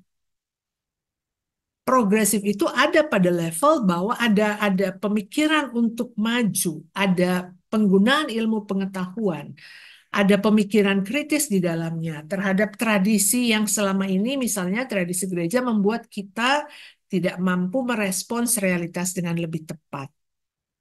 Tapi sekarang kan Kristen progresif itu mungkin itu dihubungkan dengan model beribadah yang berbeda. Atau kalau kita cek di Google, ada yang mengatakan Kristen progresif itu mengusulkan supaya kita nggak perlu ke gereja. Yang penting hatinya. Dan untuk saya itu bukan progresif. Lalu ada yang mengatakan, ini nantinya kalau kita tidak pergi gereja atau kita yang membaca sendiri, mengakses sendiri, ini mirip ini. Dengan tuduhan dan penyalahgunaan kesalahpahaman tentang istilah Kristen pluralis ada pada masanya. Jadi sesuatu yang berbeda itu diberi nama. Yang kita sering lupa, kita cari tahu ini konsep ini betul atau tidak digunakan. Nah, belum kita cari tahu ini kan sudah menyebar luas dan orang menerima sebagai kebenaran. Nah, inilah yang membuat menjadi pelayan pemimpin di gereja, ibu bapak mesti well informed, mesti punya informasi yang cukup dan harus cepat, itu dia. Keterampilannya mesti ada. Informasi yang tersedia seperti di rimba raya itu mesti kita akses. Seperti tadi, bagian pertama, ketika saya menjelaskan tentang doa Bapa Kami, ketika saya menjelaskan tentang baptisan, dan juga kemudian saya pakai simbol perjamuan kudus. Tidak mungkin saya lakukan kalau saya tidak setiap hari belajar dan mengakses informasi, baik yang saya tidak setujui maupun yang saya setujui. Jadi kemampuan itu mesti saya kira perlu dibangun. Nah, itu yang untuk pertanyaan yang pertama, bagaimana kita mencari kebenaran secara digital? Semua orang punya akses, persoalannya itu. Apa fungsi gereja? Sekarang kita harus bertanya. Gereja, GPIB, kan pastinya punya ajaran, pastinya punya pedoman, pastinya punya persidangan yang mengambil keputusan. Inilah rambu-rambunya. Tapi bahwa ini apakah semua ini berdimensi ilahi dan karena itu tidak bisa diubah? Tidak. Dia mesti bisa diubah. Ini kan prinsip orang reformasi kan. Gereja-gereja ibu bapak dan juga gereja saya di Ultra. Kita harus bersedia berubah. Perubahan itu kenapa? Supaya kita juga mau menjadi orang yang membawa perubahan. Salah satu prinsip Calvinisme bukan hanya to be reformed, tapi persisten dan juga resistansi. Itu prinsip gereja reform.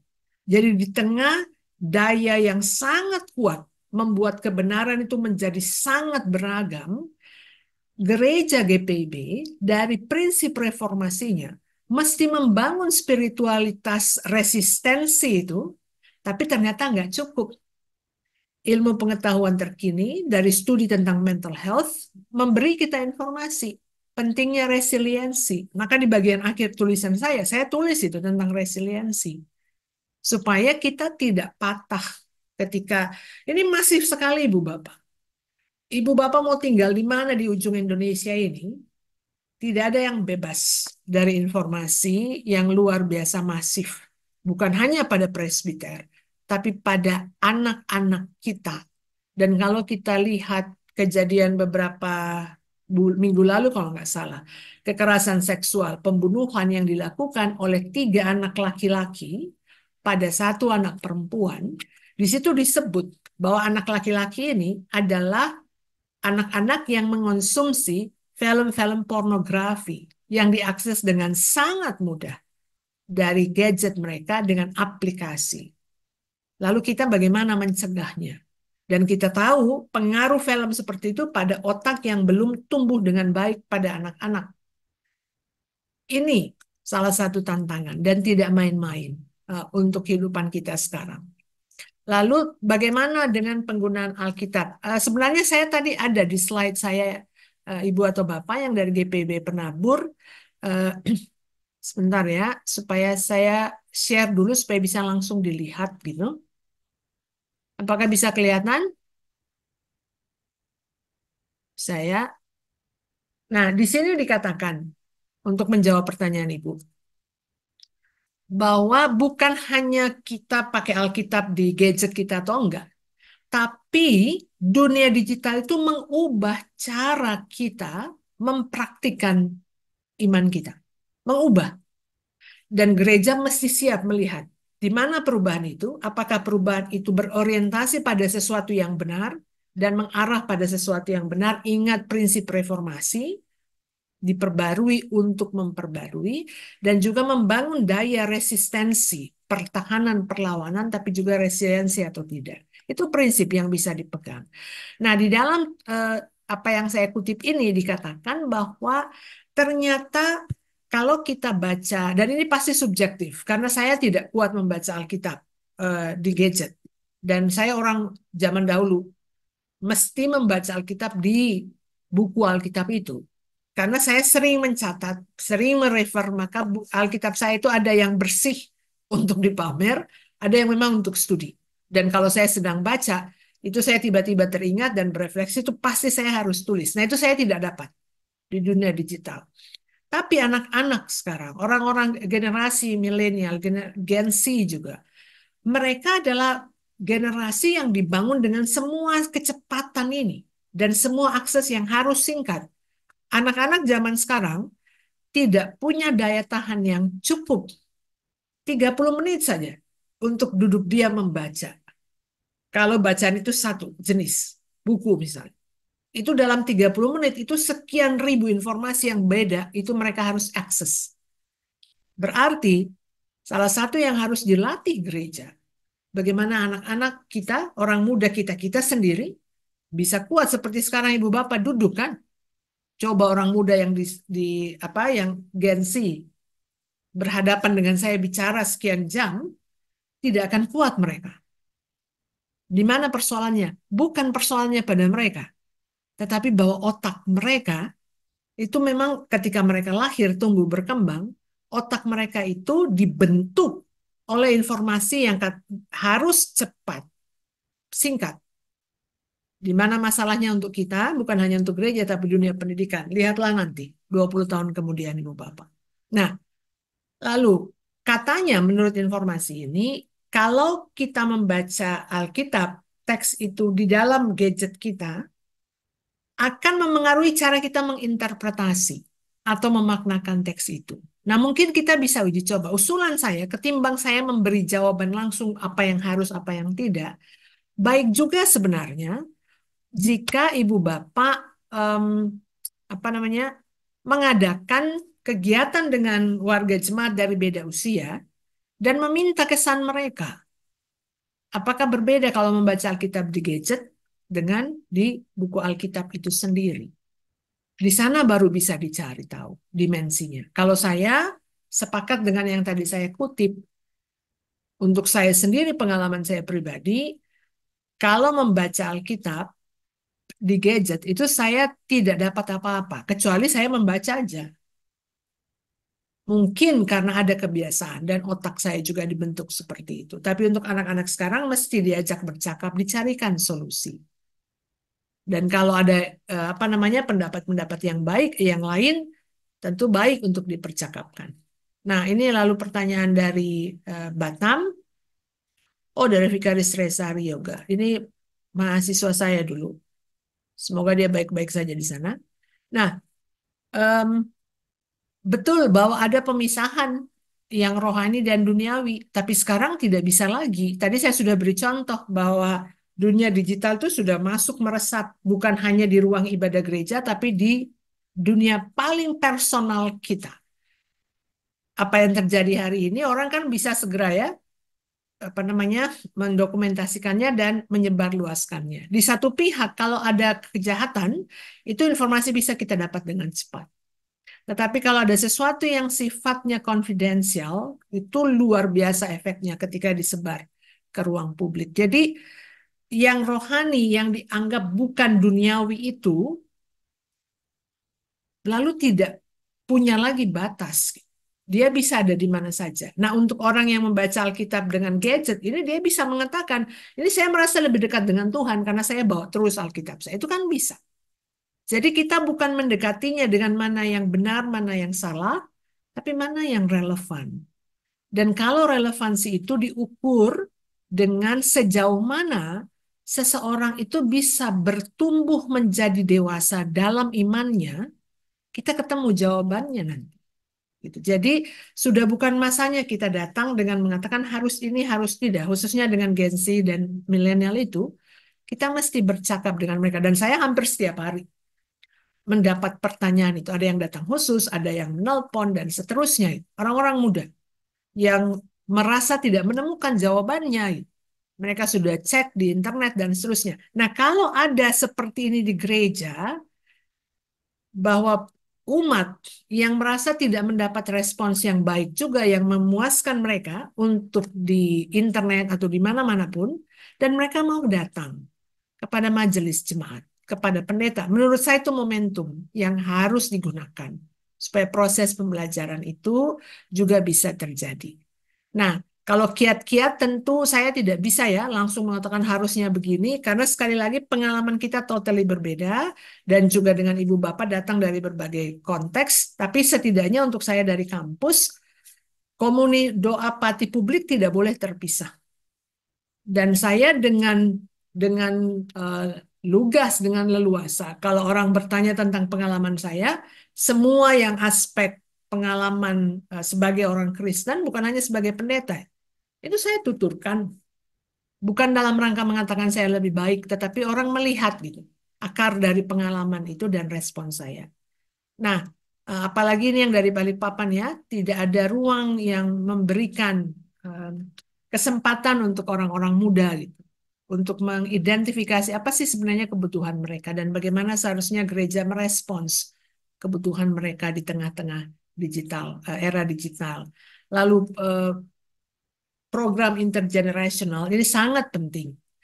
Asal tidak dipisahkan gitu ya, Ibu Bapak, bahwa program intergenerational ini orang muda aja, nanti topiknya sama, lalu dikasih untuk orang yang lebih tua di ruang terpisah. Intergenerational itu sebenarnya menyatukan pengalaman-pengalaman berbeda lintas generasi itu.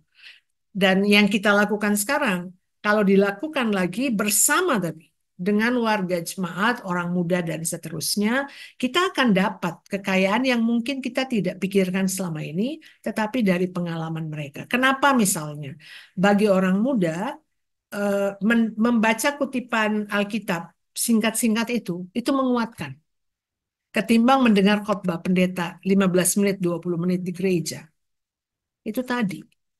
Bukan hanya soal habituasi, tetapi juga kemampuan mereka untuk menangkap informasi yang panjang semakin terbatas. Kenapa? Karena terlalu banyak informasi.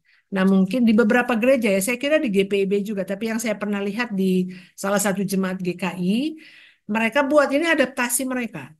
Jadi sesudah khotbah di hari Minggu, sang pendeta itu biasanya diwawancara 1 menit saja. Dia menyarikan khotbahnya. Dan itu disiarkan di YouTube gereja. dengan harapan ini akan menjangkau orang-orang yang tidak biasa lagi atau tidak mau lagi mendengar khotbah panjang. Itu walaupun mereka bisa akses di YouTube, tapi ada istilahnya SMS, 1 menit Samanhudi itu dari GKI. Jadi semuanya dibuat singkat. Nah ini juga untuk melatih kita untuk menyampaikan pengajaran dengan bahasa yang dipahami oleh orang-orang yang dan kita semua yang terbiasa dengan akses digital itu. Lalu AI tadi saya sudah sampaikan juga, AI itu bukan hanya persoalan di gereja, tapi khususnya dunia pendidikan. Jadi karena orang bisa mengakses, orang bisa bikin paper sekarang dengan pakai AI, bisa menghasilkan karya ilmiah dengan AI. Jadi eh, pendidikan tinggi, pemerintah sudah membuat peraturan dan sekolah-sekolah tinggi ataupun universitas, juga seperti STFT Jakarta, kita juga sementara menggumuli peraturan untuk ada pedoman bagaimana ini soal AI. Dan salah satu adaptasi misalnya yang saya berikan di kelas, dulu saya meminta mahasiswa-mahasiswi buat paper, makalah akhir. Sekarang tidak. Yang saya minta di bagian ujian tengah semester, mereka membuat review buku, dan karena kebetulan publikasi saya cukup banyak, saya meminta mereka review tulisan saya. Kenapa? Karena saya tahu bahasa saya. Ini untuk mencegah. Tapi juga yang untuk tugas akhirnya, sejak tahun lalu saya buat ujian tertulis di kelas. Ada yang hilang karena saya tidak bisa belajar tentang bagaimana kemampuan mahasiswa-mahasiswa saya menyusun tulisan kritis. Tapi itu saya ambil setengahnya di bagian ujian tengah semester. Artinya kita perlu melakukan adaptasi-adaptasi tersebut.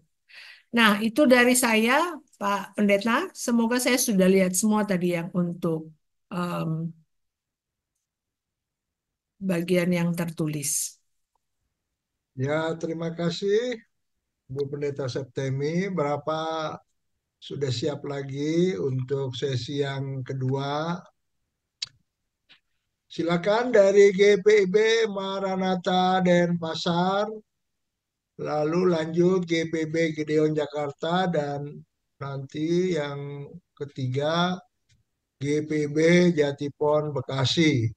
Mohon seperti yang saya sampaikan 2 menit langsung kepada apa yang mau disampaikan supaya yang lain bisa mendapat bagian yang sama dan juga narasumber kita makin banyak ya kita peroleh informasi yang berharga.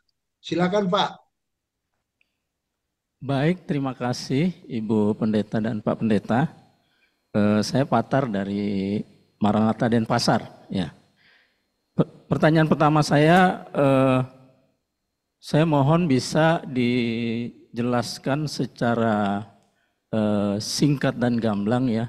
Ibu tadi sudah panjang lebar menjelaskan ya, mungkin kemampuan saya untuk menyerap yang lemot gitu ya. Mungkin Ibu bisa menjelaskan secara singkat dan gamblang pemahaman dari spiritualitas Kristiani dalam komunitas digital, kemudian relasinya dengan kita sebagai majelis ya, dalam tugas pelayanan kita majelis, tugas dan tanggung jawab kita tuh relasinya seperti apa, atau hal-hal apa yang perlu kita sikapi terkait dengan tadi spiritualitas rohani di dalam komunitas digital. Itu yang pertama. Yang kedua, kemudian saya juga termasuk memang pemerhati digital, terutama YouTube ya, karena saya literasi saya lemah ya, saya malas baca gitu ya, lebih suka dari YouTube. Nah saat ini banyak sekali pandangan-pandangan di dalam YouTube, terutama terkait dengan pengajaran ya. Misalnya ada tadi sudah disampaikan ada Kristen progresif, ada pandangan mengenai oneness gitu ya. Mungkin pertanyaan saya adalah, pertama saya yakin ya hal-hal seperti ini atau apa-apa yang disajikan di dalam digital ya, bagi kami-kami, kita-kita yang berusia 40 tahun ke atas ya, 40 tahun ke atas mungkin sudah tidak bisa, tidak goyah, tidak terpengaruh dengan, tidak banyak terpengaruh lah. Artinya pengaruhnya tidak akan ekstrim gitu ya pada kita.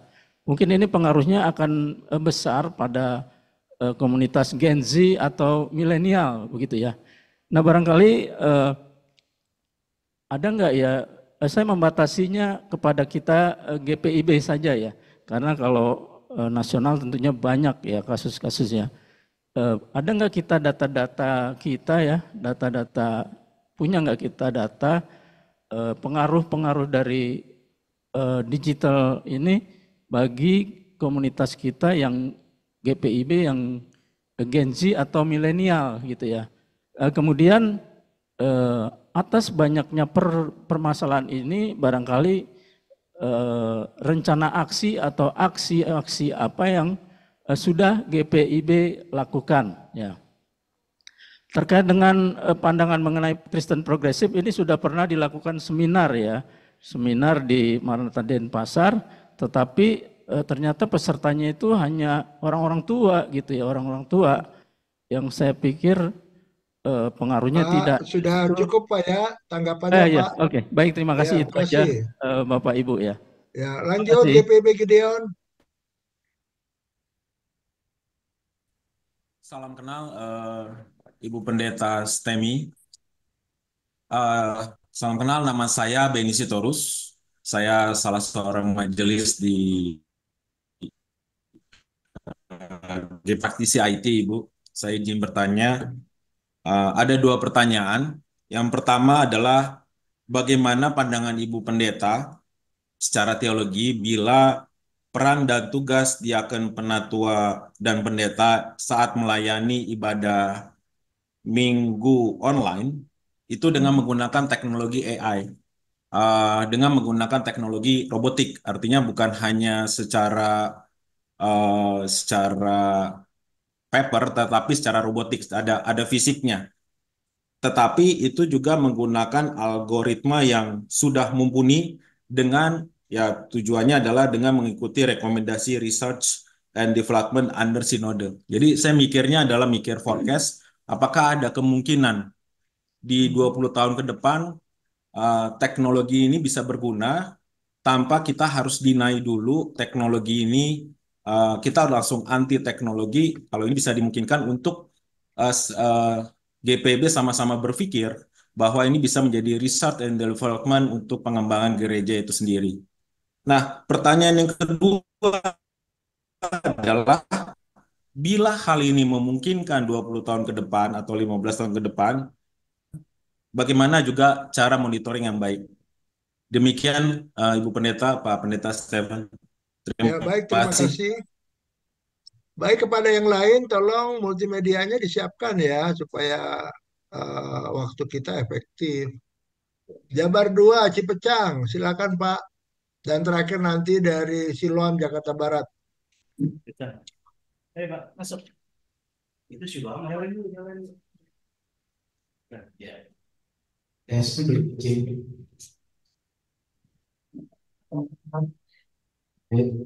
Baik, selamat pagi, shalom Ibu Pendeta Septemi. Apakah suara saya kedengaran dengan jelas, Bu? Ya, baik. Kami dari Majelis PPB Cipecang Jonggol, Kabupaten Bogor. Baik, terima kasih atas kesempatan yang diberikan kepada kami. Yang ingin saya tanyakan Ibu Pendeta berkaitan dengan dunia digital. Bagaimana gereja menghadapi pengaruh daya saing untuk mencapai satu titik perubahan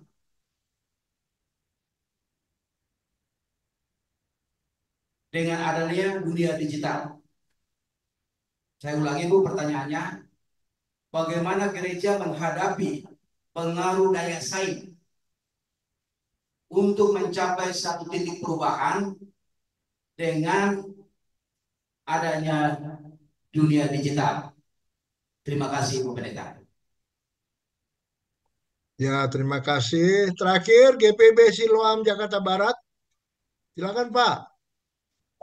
Ya, terima kasih Pak Pendeta, Ibu Pendeta Septiani, Pak Pendeta Stephen Siombing. Kami dari GPB Siloam Jakarta Barat, kami juga adalah pelayan. Saya Penatua Hanita Hapari, Bu Pendeta dan Pak Pendeta Stephen. Kita belakangan ini setelah era digitalisasi ini banyak sekali generasi muda dan juga bahkan warga jemaat yang kalau ke gereja itu mereka sudah membaca Alkitab lewat gadget. Nah, kelihatannya memang simple dan juga lebih mudah untuk dibawa. Tadi Ibu Pendeta sudah menjelaskan secara rinci dan juga secara baik informasinya. Tapi bagaimana dengan kami yang pernah mendapatkan pembinaan bahwa untuk ke gereja dan mendengarkan firman Tuhan dan membaca Alkitab, itu sebaiknya menggunakan Alkitab itu sendiri. Nah, hal ini memang ada juga tambahan penjelasan bahwa yang namanya gadget itu, Ibu Pendeta dan Pak Pendeta, itu kan isinya macam-macam. Ya, dan itu kelihatannya kurang baik kalau misalnya kan kita menganggap bahwa firman Tuhan itu adalah kudus dan apa yang tertulis di dalam Alkitab itu harus kudus juga. Dan sebelum kita membaca firman Tuhan melalui Alkitab, kan kita berdoa, kuduskanlah kami sama seperti Tuhan adalah kudus. Nah, kalau kita membaca lewat Alkitab, maka kita akan merasa di dalam hati kita bahwa kita layak untuk membaca firman Tuhan ini. Dan kita yakin bahwa Tuhan akan memberkati kita dan memberikan inspirasi kepada kita bahwa apa yang harus kita lakukan melalui pemberitaan firman itu. Namun kalau kita melalui gadget, itu terkadang kita akan terganggu oleh WhatsApp, kita akan terganggu oleh Facebook, kita akan juga akhirnya tidak lagi membaca Alkitab, tapi membaca berita-berita. Dan bahkan medsos juga kita akan lihat, sehingga kita tidak fokus.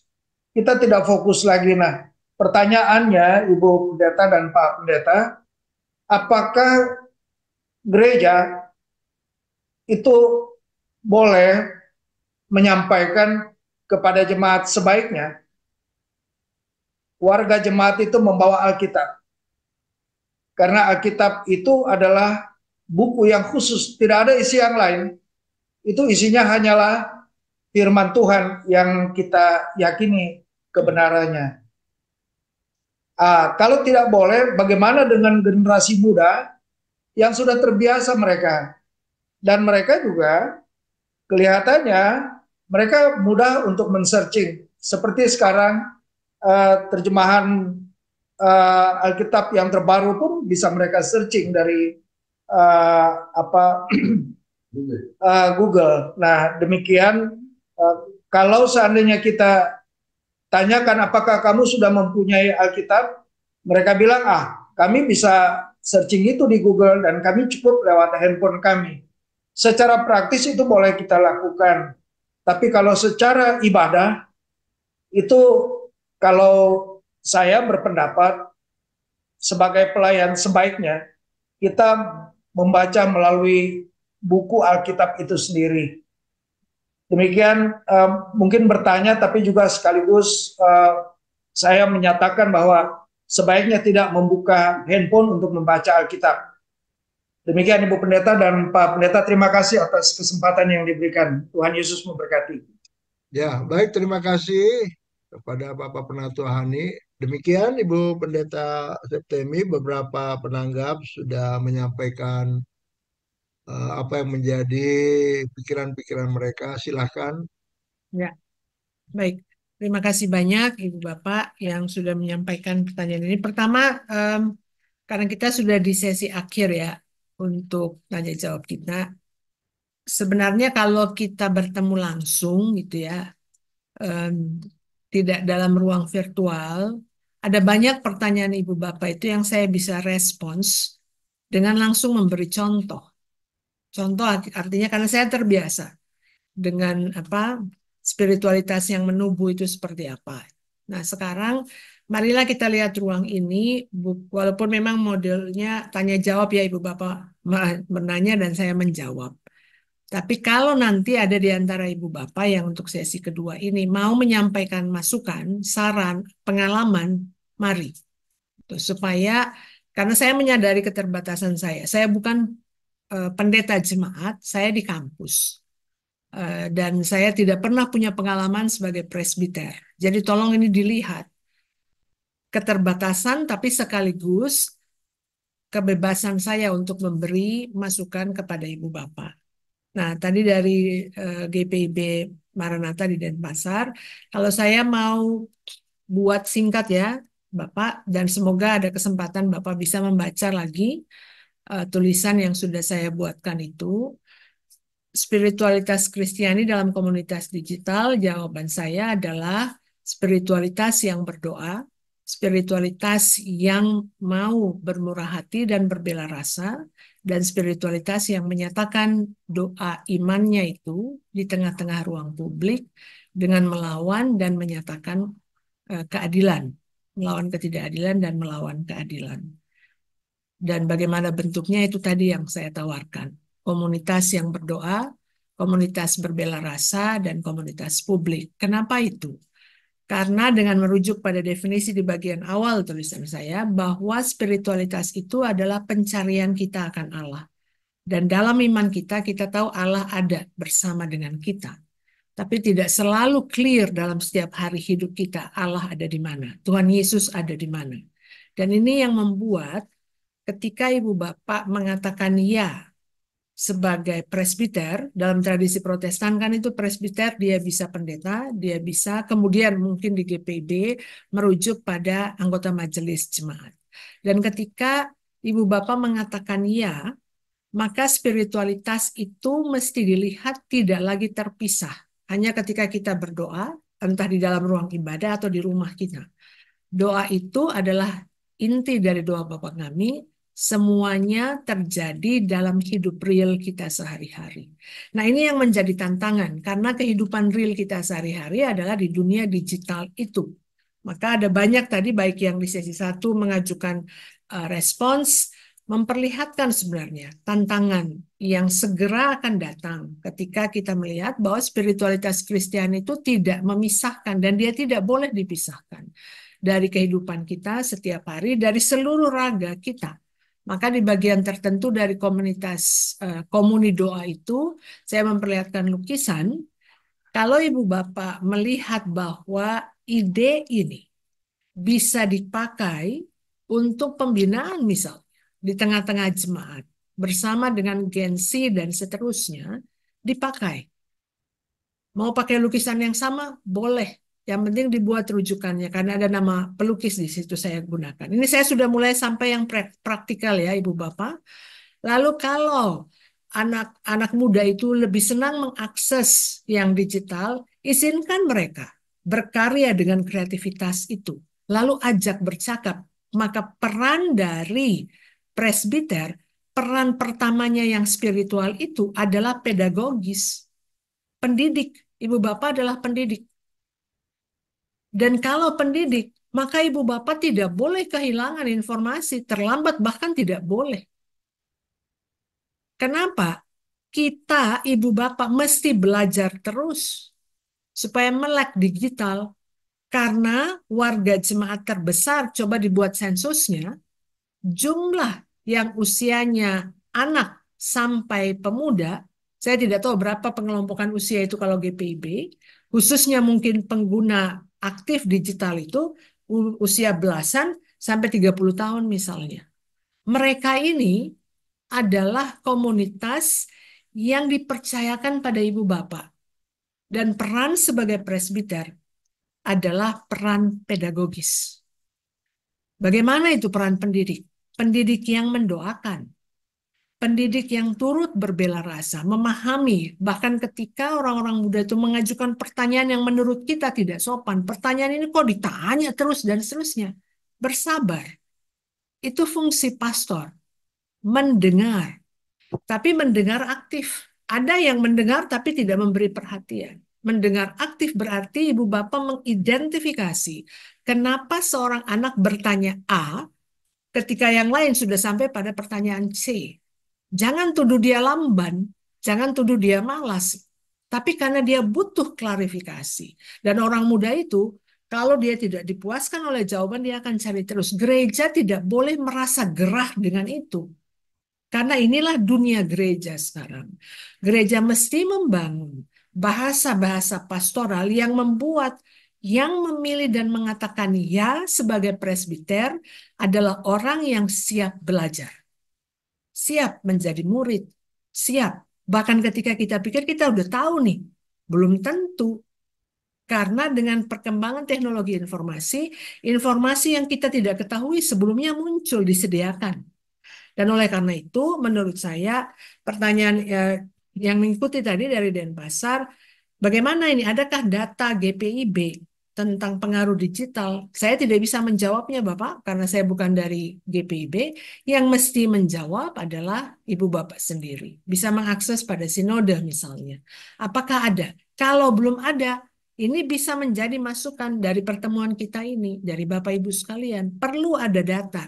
Maka gereja tadi sebagai pendidik harus menjadi peneliti, cari data, informasi. Ini jemaat kita berkembangnya seperti apa? Apakah warga jemaat yang tercatat sekian ribu keluarga misalnya, kok yang datang ibadah setiap hari Minggu sekian, kemana mereka? Mereka punya pilihan. Kalau tidak suka dengan pendeta ini yang berkhotbah, mereka pergi ibadah tempat lain kan, diakses sejak hari Sabtu. Lalu ada gereja yang membuat hari Sabtu tidak ada pengumuman siapa yang berkhotbah kan, cuma diinformasikan saja akan ada online dan seterusnya atau hibrid. Dunia berubah Ibu Bapak, dan gereja mesti beradaptasi kalau mau survive. Apakah nanti ada yang mengatakan yang penting kita berdoa? Untuk saya itu pernyataan salah dan menganggap Tuhan sebagai tukang sulap. Berdoa adalah hidup dan memperkerjakan apa yang menjadi iman kita. Maka jika saya adalah pendeta, adalah teolog, saya tidak pernah berhenti belajar, Ibu Bapak. Dan saya menemukan bahwa semua yang sudah saya tafsirkan 2 bulan lalu, misalnya ketika saya baca ulang, ada hal yang baru. Jadi the newness, selalu yang baru itu, percaya saya, ada di dalam Alkitab. Kenapa kita tidak perkenalkan sama orang muda yang mengakses semua pesan-pesan singkat? Karena kita tidak mau mencari informasi dan belajar lagi. Orang muda butuh kita, Ibu Bapak, butuh Ibu Bapak, butuh presbiter yang adalah pendidik, adalah peneliti, adalah advokat, semua peran itu. Apakah hanya pada satu anggota majelis? Ya tidak. Itulah fungsi komunipati. Karena komunitas di dalamnya ada ahli apa, ada ibu rumah tangga, ada bapak rumah tangga, ada macam-macam. Diberdayakan semua. Maka data memang penting. Ada nggak pengaruhnya? Dan jangan pakai platform yang sudah biasa, yang orang muda tidak mau tertarik pada itu. Tanya mereka, platform apa sih yang kalian mau? Libatkan mereka. Dan ini hal yang memang masih baru untuk gereja. Dewan gereja sedunia saja. Pada level dunia itu. Baru sekitar 10 tahun lalu. Mulai mengakses tuh. Mulai mencari tahu bagaimana nih kita mengomunikasikan diri kita di dunia digital. Ada seorang mahasiswi saya, S2. Dia udah lulus. Dia melakukan penelitian itu dan menemukan betapa terlambatnya gerakan ekumenis pada perkembangan teknologi digital tersebut. Nah, lalu dari GPB Gideon menanyakan gitu, bagaimana dengan teknologi AI? Sampai saat ini masih sangat paradoks AI ini. Tadi waktu ada data yang saya sampaikan ketika di sidang raya Dewan Gereja Sedunia di Karlsruhe, Jerman, saya terlibat di satu kegiatan Global Ecumenical Institute, itu disiapkan oleh Dewan Gereja Sedunia untuk semacam kursus teologi ekumenis selama 1 bulan. Pertemuan onsite-nya 2 minggu di Jerman, lalu 2 minggunya mereka melakukan online. Pesertanya didapat dari semua pendaftar yang kemudian dinilai, dan saya menjadi salah satu pengajarnya. Dan di sana diperlihatkan yang sangat penting ketika teknologi informasi berkembang sangat pesat, pertanyaan yang tidak boleh kita lupakan adalah pertanyaan etis. Mana yang benar, tapi juga mana yang baik. Itu tidak boleh dilupakan. Dan ketika AI, kemudian entah 20 tahun lagi, entah mungkin 5 tahun lagi, sudah menjadi sebuah kemajuan yang kemudian gereja lihat, oh ini ada gunanya misalnya, kita bisa gunakan. Yang tidak pernah boleh dilupakan oleh gereja adalah prinsip etika Kristiani. Mana yang baik, mana yang benar. Jadi jangan cuma the truth, jangan cuma ajaran yang kita perhadapkan. Tapi kita tanya, mana yang baik? Baik itu artinya mana yang relevan, mana yang cocok. Muaranya apa? Kembali ke doa Bapa kami, agar kehendak Allah itu jadi di bumi seperti di sorga. Khotbah di bukit bicara tentang apa? Keberpihakan Tuhan pada orang-orang terpinggir. Injil Lukas bicara apa amanat agungnya? Tuhan bilang bahwa roh Tuhan ada pada dia supaya ia bisa membawa pembebasan untuk orang-orang miskin. Amanat Agung Matius 28. Tadi Bapak yang dari mana tadi menyinggung soal baptisan saja.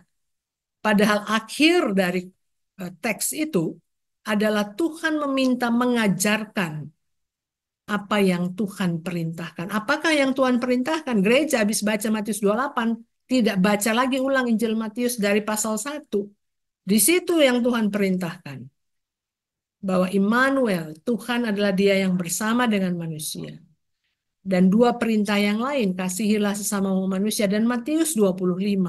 Apa yang kamu lakukan pada orang-orang kecil ini, miskin, lapar, terpenjara, dan seterusnya, kamu lakukan padaku.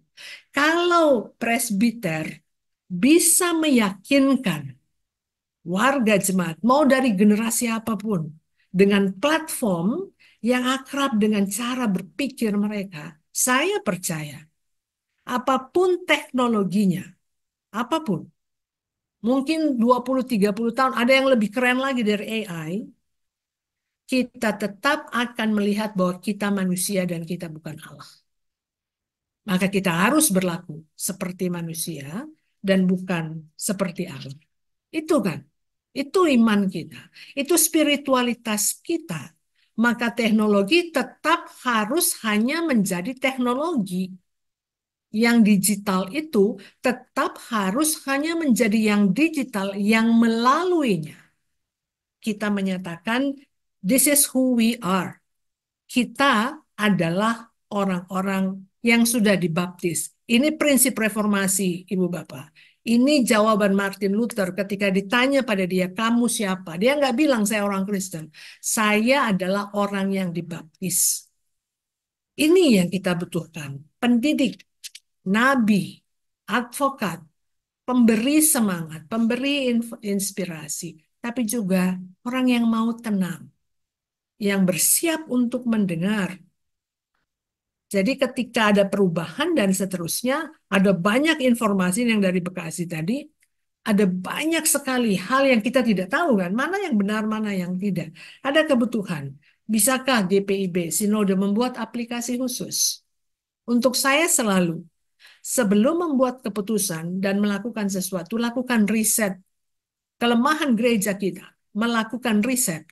Cari tahu jemaat ini maunya apa. Dan realitas sosial kita itu seperti apa, sehingga respons gereja relevan. Jangan karena gereja A atau sinode A buat ini, bagus tuh. Kita lupa tanya jemaat kita. Apa yang mereka mau, apa yang mereka butuhkan. Maka peran presbiter menjadi lebih kompleks. Itu. Apalagi tadi dari Depok mengatakan bagaimana nih ada pengaruh daya saing. Di sini kita bikin ini, di sebelah sana bagus banget. Ya kan? Media sosialnya mereka bagus sekali, cara mereka berkomunikasi, cara mereka merespons. Ada isu-isu yang sangat pelik, langsung bisa diakses tuh presbiternya, pendetanya, dan seterusnya. Kenapa kita tidak bisa melakukannya misalnya? Yang tidak boleh dilupa dalam komunipati adalah anggota jemaat kita mesti merasakan bahwa mereka diperhatikan. Itu inti dari pastoral care, dirawat, diberi perhatian. Hal yang mereka tidak dapat sebenarnya dari begitu cepatnya alur informasi dan komunikasi. Komunikasi informasi digital itu kan semua dilempar ke pasar. Fungsi gereja apa? Bangun kemampuan menyaring filternya itu. Cara untuk menyaring, dan inilah yang hilang dari bangsa kita, Ibu Bapak, berpikir kritis. Dan satu titipan saya tentang spiritualitas Kristiani.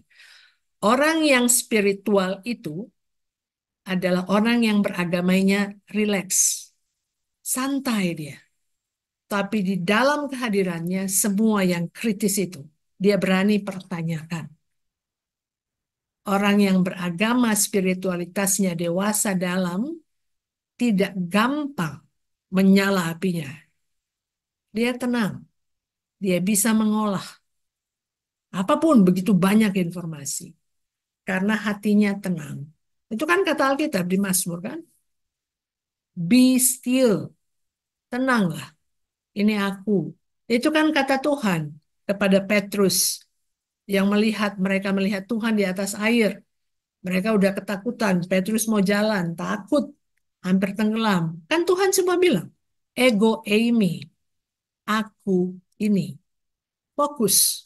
Dunia digital membuat kita sulit fokus. Spiritualitas Kristiani melalui para presbiter berikan kembali kemampuan untuk berfokus itu. Apakah kita ke gereja bawa Alkitab atau tidak? Bawa gadget atau tidak? Ini pertanyaan saya kembali kepada Ibu Bapak. Tadi dari Bapak GPB Siloam sudah memberikan banyak pilihan-pilihan. Apakah no gadget khusus untuk hari ibadah? Dan tetap ada gadget, di dalamnya ada Alkitab yang bisa diakses anytime. Bukan keputusan saya.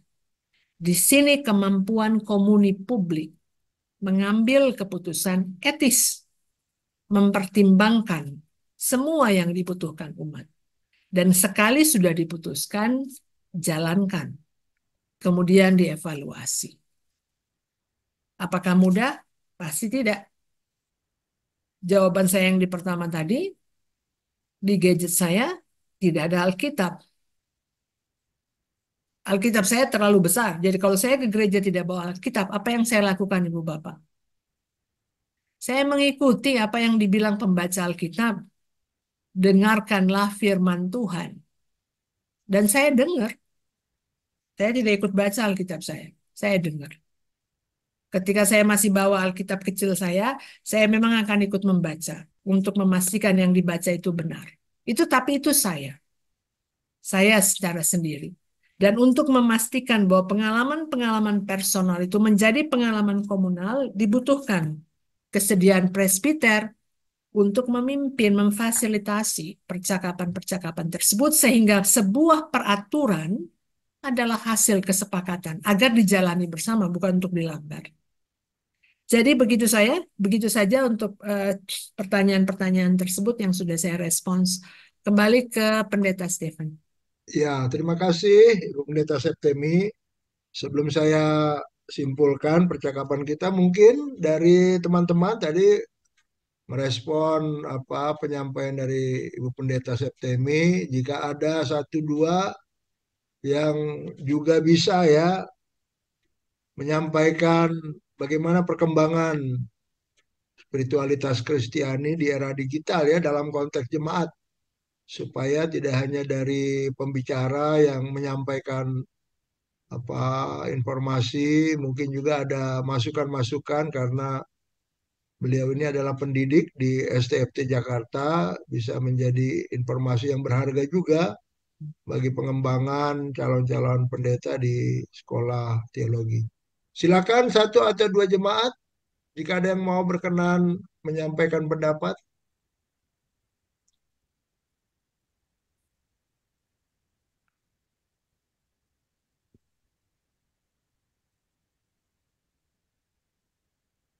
Baik, nampaknya semua sudah paham dengan apa yang disampaikan. Saya meringkaskan percakapan kita hari ini terkait dengan spiritualitas Kristiani. Pemaparan beliau tadi sudah baik untuk kita juga perhatikan.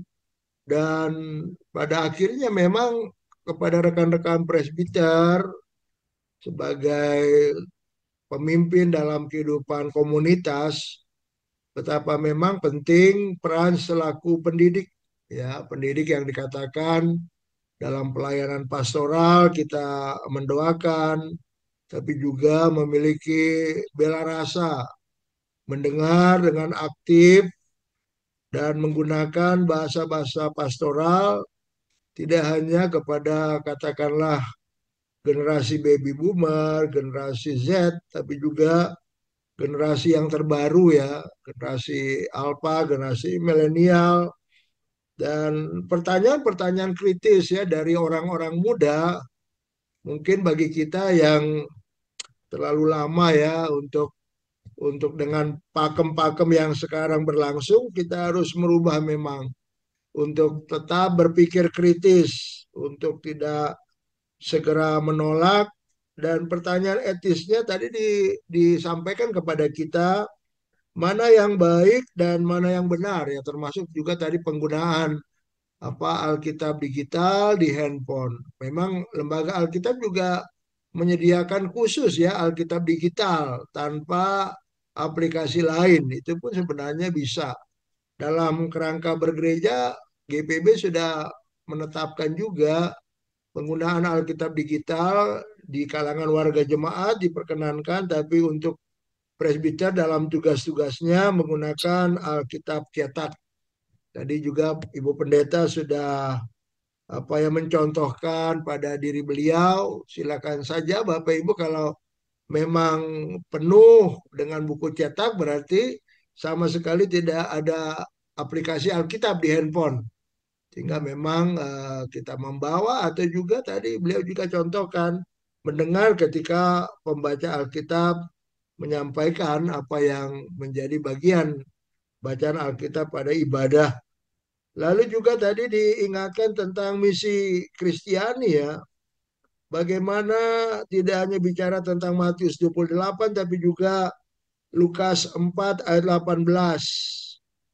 Ya, perhatian kepada mereka yang menderita, mereka yang membutuhkan bantuan, mereka yang terpinggirkan, sehingga gereja tidak hanya bicara tentang kesehatan spiritual tapi juga kesehatan mental.